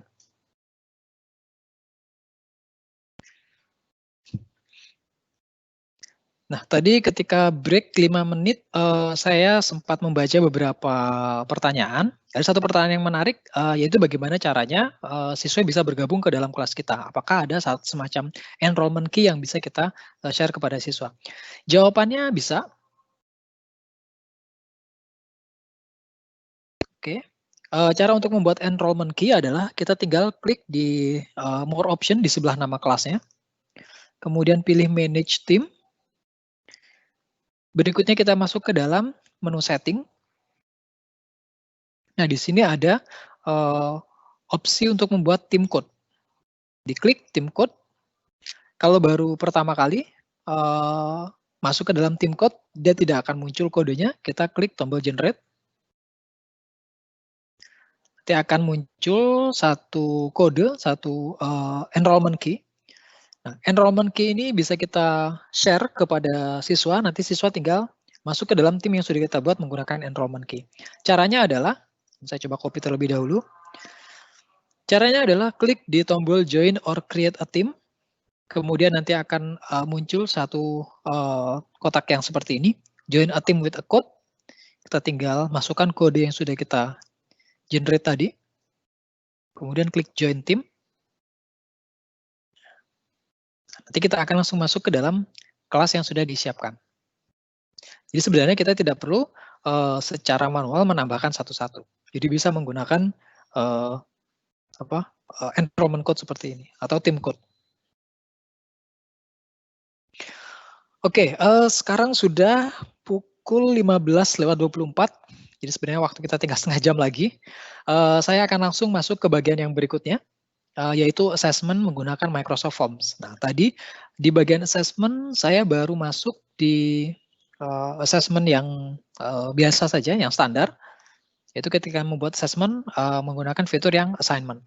Nah, sekarang saya akan coba membuatnya menggunakan quiz. Jadi kalau tadi kita menggunakan satu, misalkan submit satu file ataupun submit satu dokumen. Nah, kalau di quiz ini kita bisa membuat dokumen, kita bisa membuat pertanyaan, kita bisa membuat kunci jawabannya, dan bisa langsung kita buat auto grading atau penilaian secara otomatis. Caranya adalah kita klik yang quiz. Kemudian kalau dari Bapak Ibu belum pernah membuat kuis sebelumnya, kita tinggal klik yang new form. Nanti akan dibuka satu tab baru. Isinya adalah Microsoft Forms. Nah, di Microsoft Forms ini Bapak Ibu ada dua pilihan. Pilihan yang pertama adalah membuat formulir. Pilihan yang kedua adalah membuat kuis. Nah, untuk kuis pastikan Bapak Ibu selalu menggunakan new quiz. Karena di new quiz ini kita bisa menentukan kunci jawaban, kita bisa memberikan skor ataupun nilai. Sedangkan di form, ini hanya untuk formulir biasa, biasa digunakan untuk pengumpulan data. Jadi nanti Bapak Ibu tidak bisa membuat kunci jawaban dan tidak bisa membuat scoring atau pembobotan dari setiap pertanyaan. Kita klik yang new quiz. Nah, di sini tampilan awalnya kurang lebih seperti ini. Jadi ini tampilan pertanyaan. Kita tambahkan di sini, kemudian di sini adalah respons dari kuis yang sudah kita buat. Oke, saya akan coba buat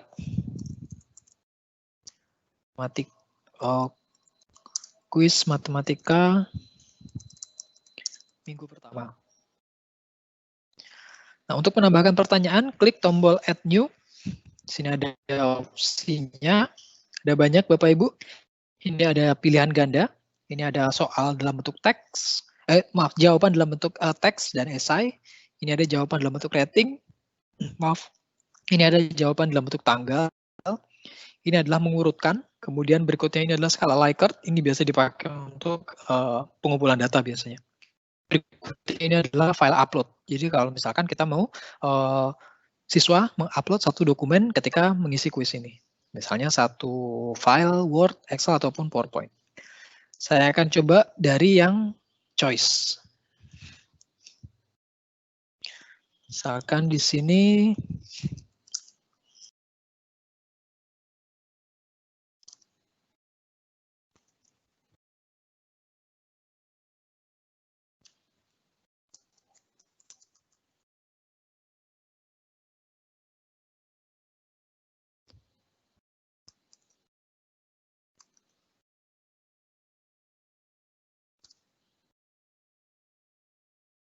calculate X.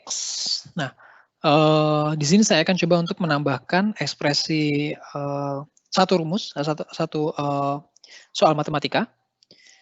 Nah, saya bisa memanfaatkan fitur yang ada di Microsoft Forms ini. Jadi saya tinggal klik di tombol titik 3 yang ada di pojok kanan bawah. Kemudian pilih Math, nanti akan muncul satu kotak baru. Ini bisa saya gunakan untuk menambahkan formula matematika. Misalkan X kuadrat plus 2X plus 1 sama dengan 0. Oke.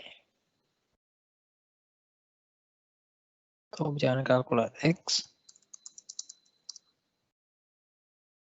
Find the value of X that satisfy the equation below. Nah, kalau kita menggunakan soal matematika seperti ini, kita akan diberikan suggestion ataupun rekomendasi jawaban-jawabannya. Nah, di sini sudah ada 3 jawaban, X sama dengan 1, X sama dengan min 1, X sama dengan min 2, kemudian X sama dengan min 3. Nah, kita bisa tinggal tambahkan semuanya, jadi supaya lebih gampang.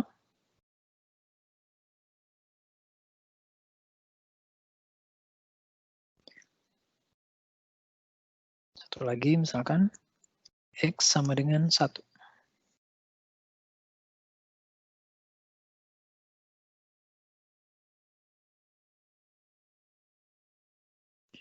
Kemudian di bagian bawahnya di sini kita bisa menambahkan nilai dari atau poin dari pertanyaan ini. Misalkan poinnya adalah 5. Jadi nanti kalau jawabannya benar akan dapat poin 5, kalau jawabannya salah poinnya 0. Di sini ada beberapa opsi tambahan lagi. Jadi kalau soalnya harus dijawab supaya bisa disubmit, kita tinggal aktifkan fitur require.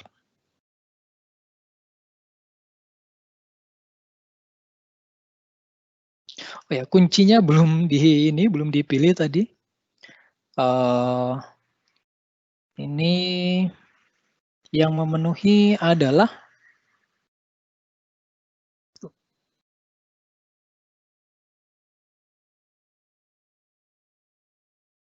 tadi yang memenuhi adalah X sama dengan min 1.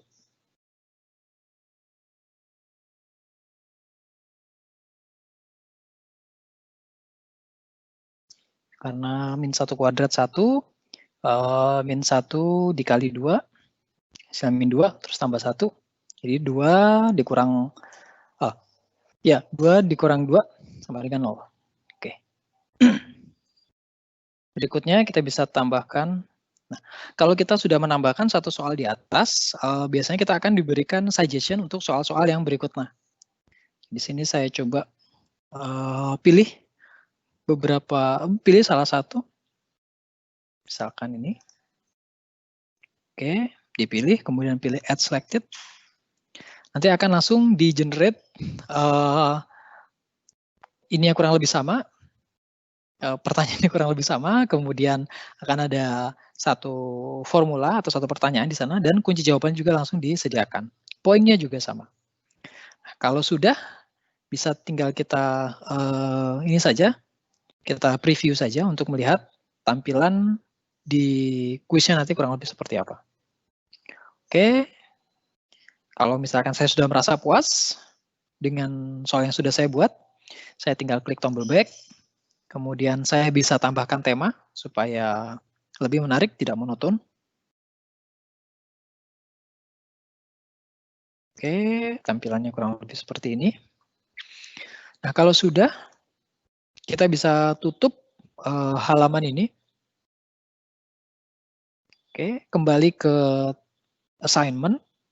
Dari sini saya tinggal klik create, kemudian pilih quiz. Karena tadi kuisnya sudah kita buat, nanti akan langsung otomatis muncul di sini. Ya, kuis matematika minggu pertama. Saya tinggal klik, kemudian pilih next. Maka nanti di bagian tombol resource, kalau kita tadi menggunakan fitur assignment yang sebelumnya, itu akan digantikan dengan kuis matematika yang ada di sini. Di sini adalah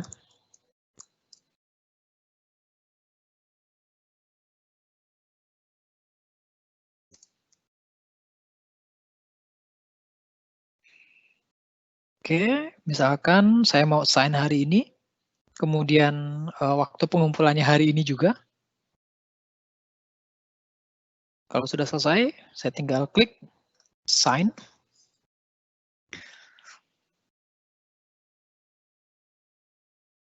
Oke, tunggu beberapa saat. Atau kalau mau melihat notifikasinya, kita bisa kembali ke pause. Nanti akan langsung muncul assignment-nya. Kita akan coba lihat dari sudut pandang siswa.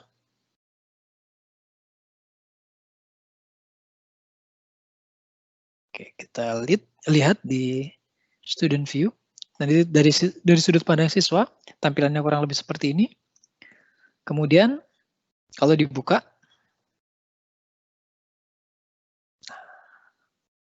tampilannya jadi seperti ini. Misalkan, saya coba jawab.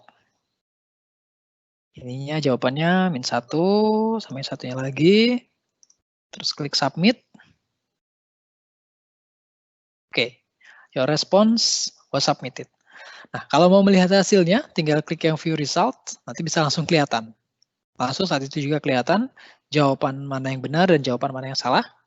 Kemudian kalau semuanya benar, ini kebetulan semuanya benar, jadi di sini skornya 10 dari 10. Jadi saya dapat skor maksimal. Seperti itu. Jadi langsung penilaiannya dilakukan saat itu juga. Jadi ini bisa digunakan untuk menghemat waktunya Bapak Ibu dalam membuat ataupun mengoreksi pertanyaan soal-soal yang sudah dijawab oleh siswa. Nah, tadi saya belum sempat explore beberapa fitur yang ada di dalam Microsoft Forms. Jadi kalau kita lihat di sini, ini saya sudah buka 2 kali dan urutan jawabannya tidak berubah. Nah, sebenarnya kita bisa mengganti urutan jawabannya atau mengacak urutan jawabannya dari Microsoft Forms. Saya buka Forms-nya terlebih dahulu. Cara untuk membukanya, kita masuk ke assignment, pilih assignment yang ada kuisnya, kemudian pilih Open in Forms.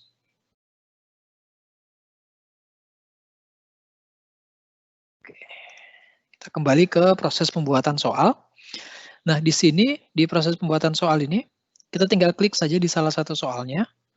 Itu sebenarnya kalau kita klik di titik 3, itu ada opsi Shuffle Options. Jadi nanti setiap siswa yang membuka formulir ini atau membuka kuis ini, urutan opsinya atau urutan jawabannya akan diacak.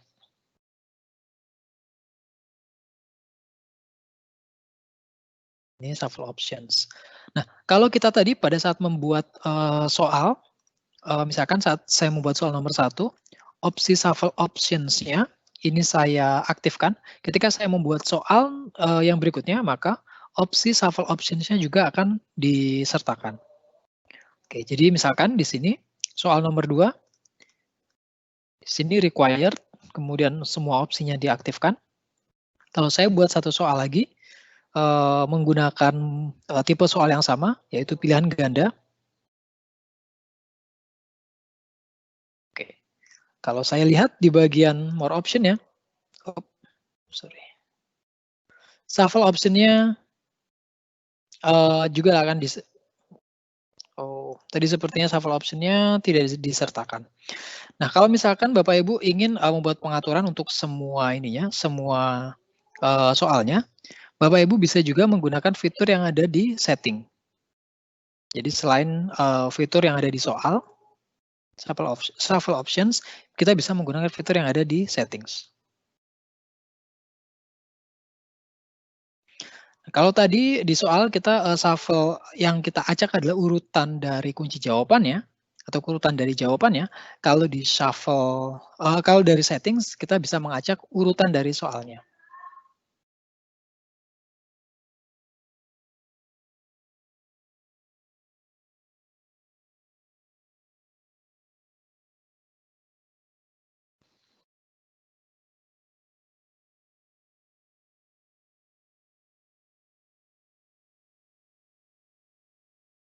Oke, kalau sudah kita bisa coba cek lagi dari student view.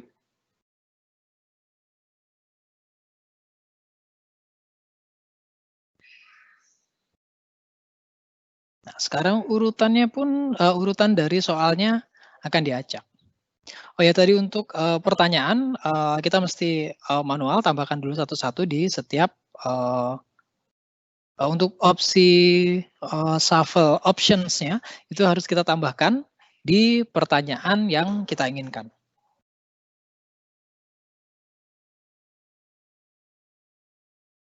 Oke, saya akan coba isi lagi. Sekarang acak saja.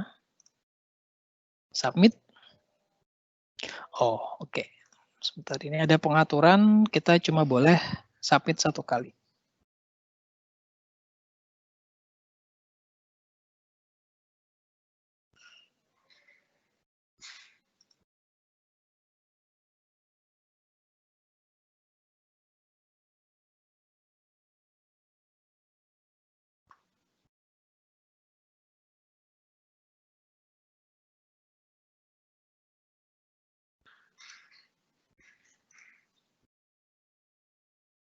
Oke, nah, kalau kita aktifkan fitur one response per person ini, setiap user atau setiap siswa itu hanya boleh mengisinya 1 kali. Tapi kalau opsi one response per person ini dinonaktifkan, nanti satu orang atau satu siswa itu bisa mengisi berkali-kali. Saya coba ulangi lagi. Jadi yang urutannya semua yang sudah diacak.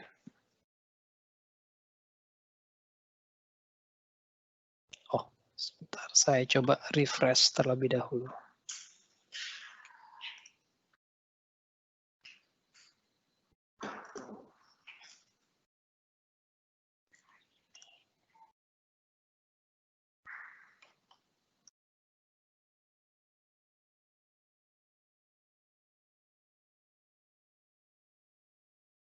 Oke, misalnya seperti ini.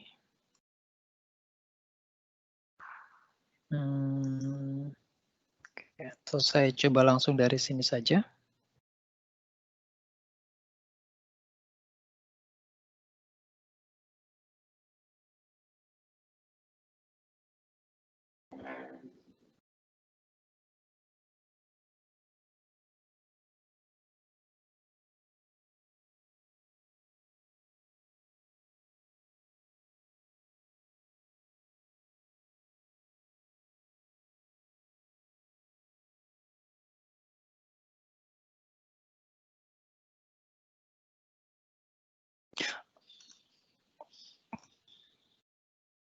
Nah,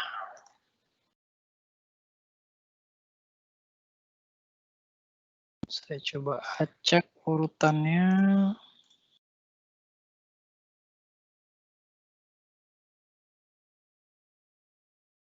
View results, semua jawabannya salah, jadi saya dapat skor 0.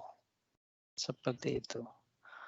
Oke, berikutnya dari sudut pandang guru, dari soal yang sudah atau dari kuis yang sudah kita berikan kepada siswa ini, kita bisa ekspor hasilnya dalam bentuk Excel untuk pengaturan atau untuk pengolahan nilai yang lebih lanjut. Nah, kita juga bisa melihat kembali lagi ke bagian ke menu grades. Jadi kita bisa lihat dari setiap tugas, dari 2 tugas yang sudah kita buat ini, setiap siswa mengumpulkannya dapat nilai berapa, kemudian apakah ada catatan di sana, bisa kita lihat dari sini juga nantinya. Nah, dari hasil penugasan ini bisa juga kita ekspor dalam file Excel. Jadi untuk mengolah lebih lanjut lagi, misalkan Bapak Ibu punya satu formula sendiri untuk setiap penugasan ataupun satu pembobotan sendiri, Bapak Ibu bisa menggunakan fitur export to Excel yang ada di sini. Oke, dari saya Bapak Ibu kurang lebih seperti itu cara pembuatan kelas online, kemudian cara untuk memanfaatkan fitur assignment dan ataupun penugasan yang ada di Microsoft Teams, dan juga bagaimana cara mengintegrasikan tadi kita sudah coba Microsoft Forms ke dalam kelas online kita. Nah, kita masih punya waktu sekitar 18 menit.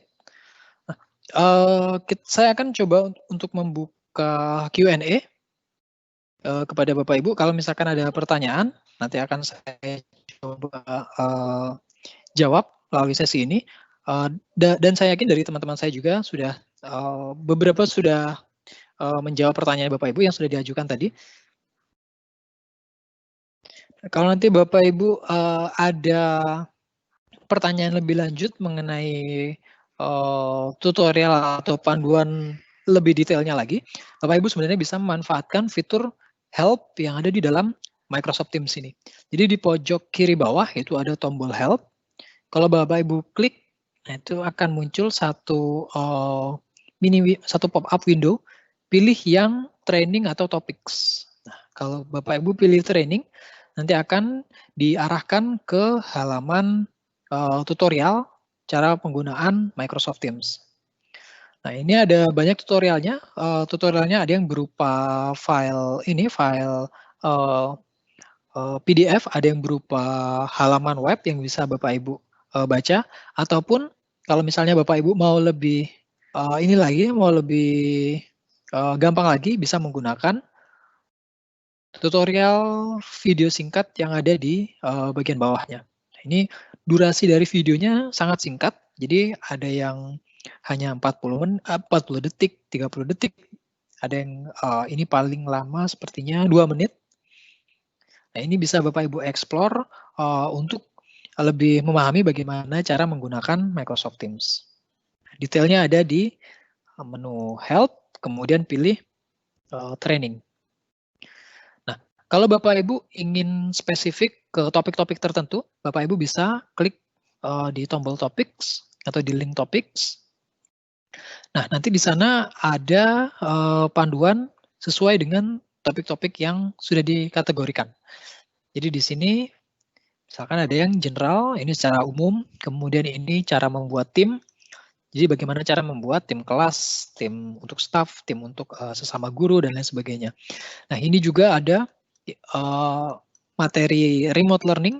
Jadi ada tips and tricks, kemudian ada quick start, atau panduan singkat bagaimana cara membuat remote learning.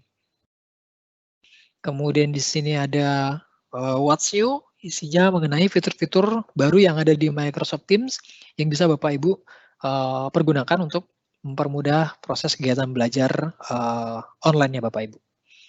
Nah, ini ada Teams untuk school leader. Jadi misalnya di sini ada yang kepala sekolah, wakil kepala sekolah. Nah, Bapak Ibu bisa menggunakan topik-topik yang ada di sini untuk explore lebih lanjut lagi capability Microsoft Teams dari sudut pandang Bapak Ibu sebagai pimpinan sekolah. Nah, kalau Bapak Ibu mau lebih spesifik bagian-bagiannya, bisa pilih yang di Browse Edu Help. Ini ada Getting Started, jadi bagaimana cara untuk memulai menggunakan Microsoft Teams. Kemudian ada Assignments, ini akan explore fitur-fitur yang ada di Assignments lebih lengkap lagi. Di sini ada Manage Conversation, Content, and Classes. Ini untuk membuat pengaturan di tab percakapan. Jadi misalnya Bapak Ibu ingin membuat pembatasan tertentu, nah itu bisa dilakukan dari sini. Ini Assignments on Mobile. Jadi misalnya Bapak Ibu lebih sering menggunakan smartphone, bisa menggunakan atau bisa explore di Assignments on Mobile. Kemudian ada Use Class Notebook in Teams. Nah, ini lebih detail lagi bagaimana cara menggunakan Class Notebook di dalam Teams. Atau kalau misalnya Bapak Ibu ada yang dari tim IT di sekolah mau diminta untuk membantu setup Teams, kemudian bagaimana cara pengaturannya, itu bisa menggunakan Team Setting. Jadi misalkan ada satu policy atau aturan tertentu yang dimiliki oleh sekolah yang mesti diimplementasikan ke dalam Microsoft Teams, bisa explore di bagian Team Setting ini. Nah, itu kurang lebih Bapak Ibu materi mengenai cara membuat digital classroom dan cara menyiapkan assignment untuk siswa-siswa kita menggunakan Microsoft Teams. Saya akan coba masuk ke pertanyaan-pertanyaan yang sudah diajukan oleh Bapak Ibu.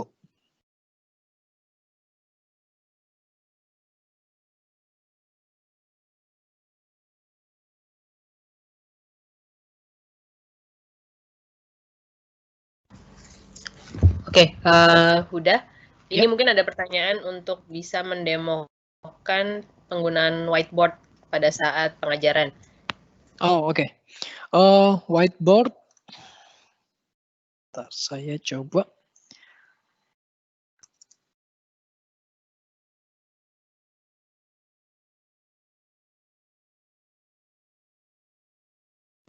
Whiteboard. Oke.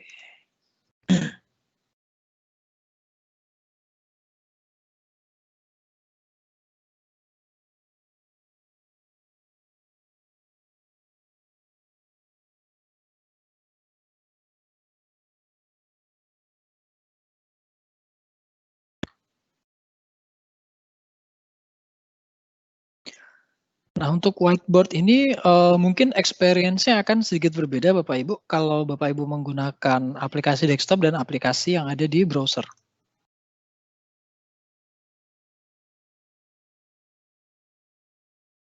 Ya, sebentar, saya ulangi lagi.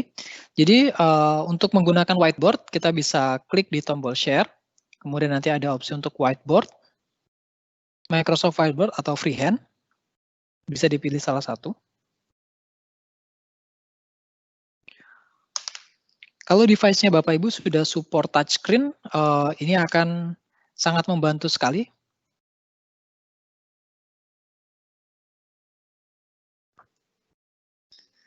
Di sini untuk whiteboard-nya sendiri, tampilannya kurang lebih seperti ini. Saya coba tutup di bagian people-nya.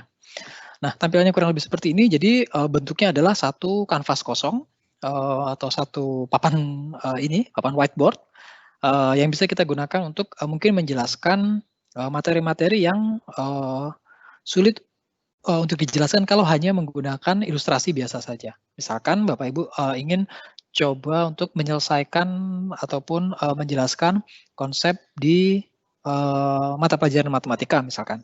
Nah, itu kan harus akan lebih gampang atau akan lebih mudah kalau misalkan kita bisa masuk dari bagian per bagian. Misalnya di sini adalah cara untuk menyelesaikan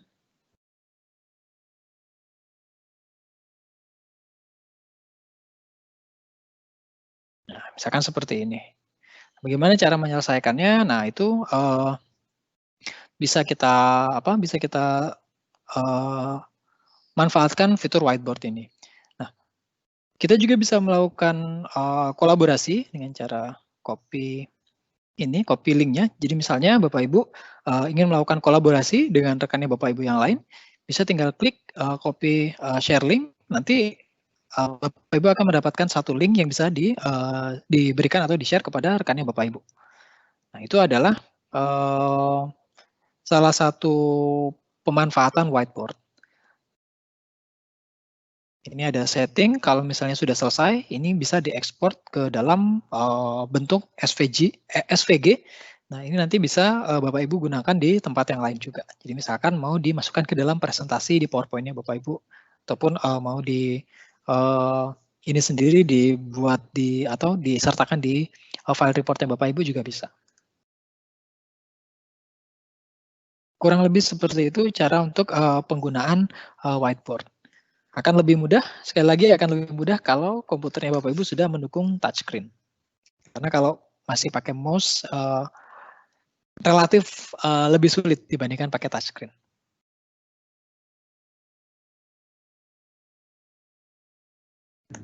Kak Huda, tadi ada pertanyaan, bagaimana cara copy link dari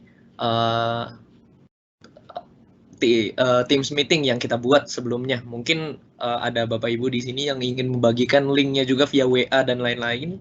Itu bagaimana cara kopinya? Tadi ada yang tanya. Terima kasih. Oke. Terima kasih atas pertanyaannya.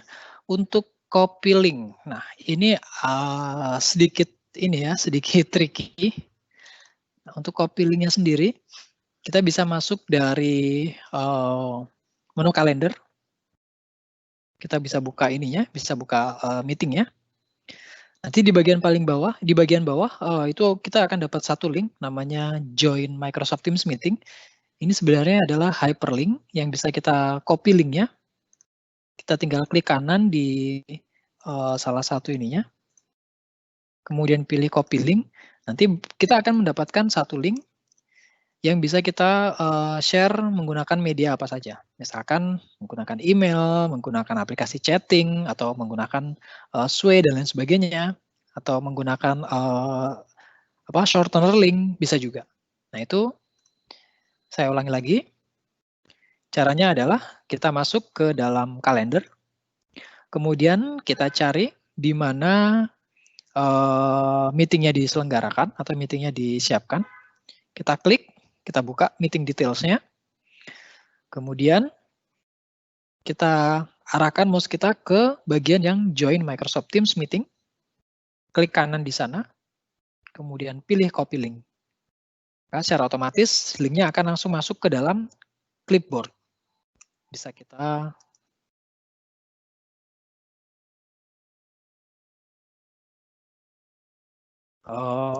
paste menggunakan Notepad misalkan, atau menggunakan langsung ke browser misalkan. Nah,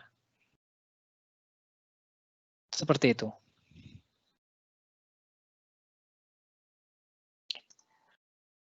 Ada lagi dari Mbak Lucy atau dari David? Terima kasih Kak Huda. Ya, mungkin kalau nggak ada pertanyaan lagi, sudah jam berapa? Masih ada waktu 6 menit sih, kalau misalkan masih ada yang mau tanya, Bapak Ibu. Oke, mungkin nggak apa-apa kita stop sampai sini. Jadi kalau nanti Bapak Ibu masih ada pertanyaan, bisa email ke email kami, mseduindonesia@microsoft.com. Itu nanti akan kita jawab di email juga. Atau misalkan nanti juga kita juga akan ada sesi ya. Jadi kalau misalkan mungkin dari David bisa share untuk yang sesi berjalan saat ini, yang untuk pertanyaan webinar, ada linknya mungkin yang bisa di-share? Ya, David. Ada link yang bisa di-share? Ya, sebentar. Kalau nggak sebentar saya carikan. Oke, untuk linknya, untuk kalau misalnya kita ingin ada panduan, itu bisa di aka.ms/Teams ID. Apa coba Teams saya ID. tampilkan screen bisa nggak ya? Coba. Sebentar.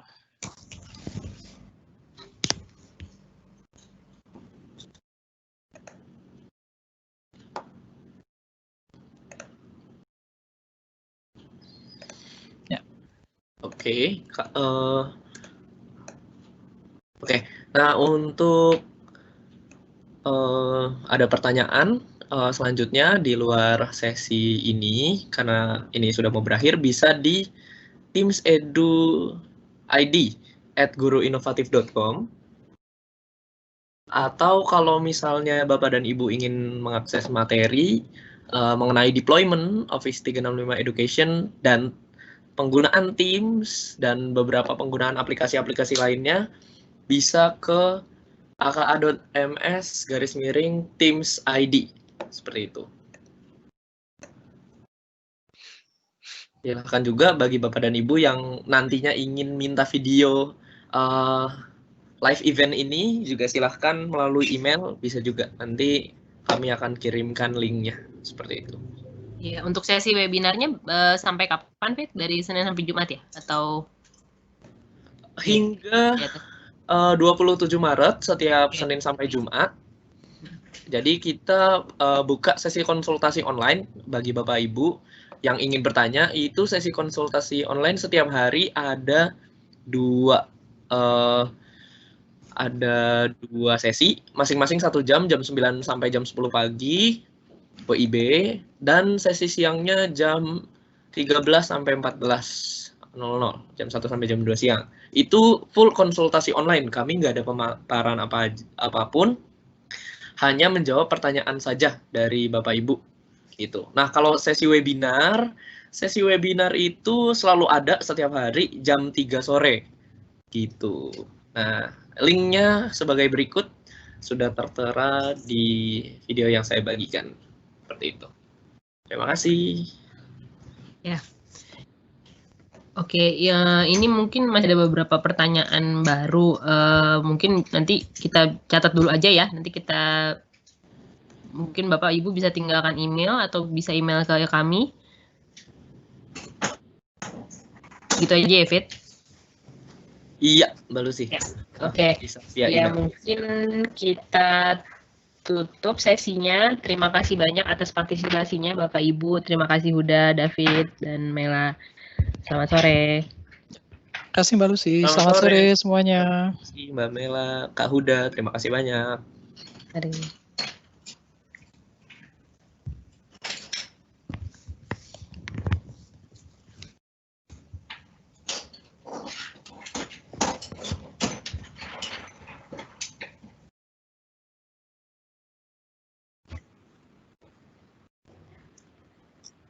Sore.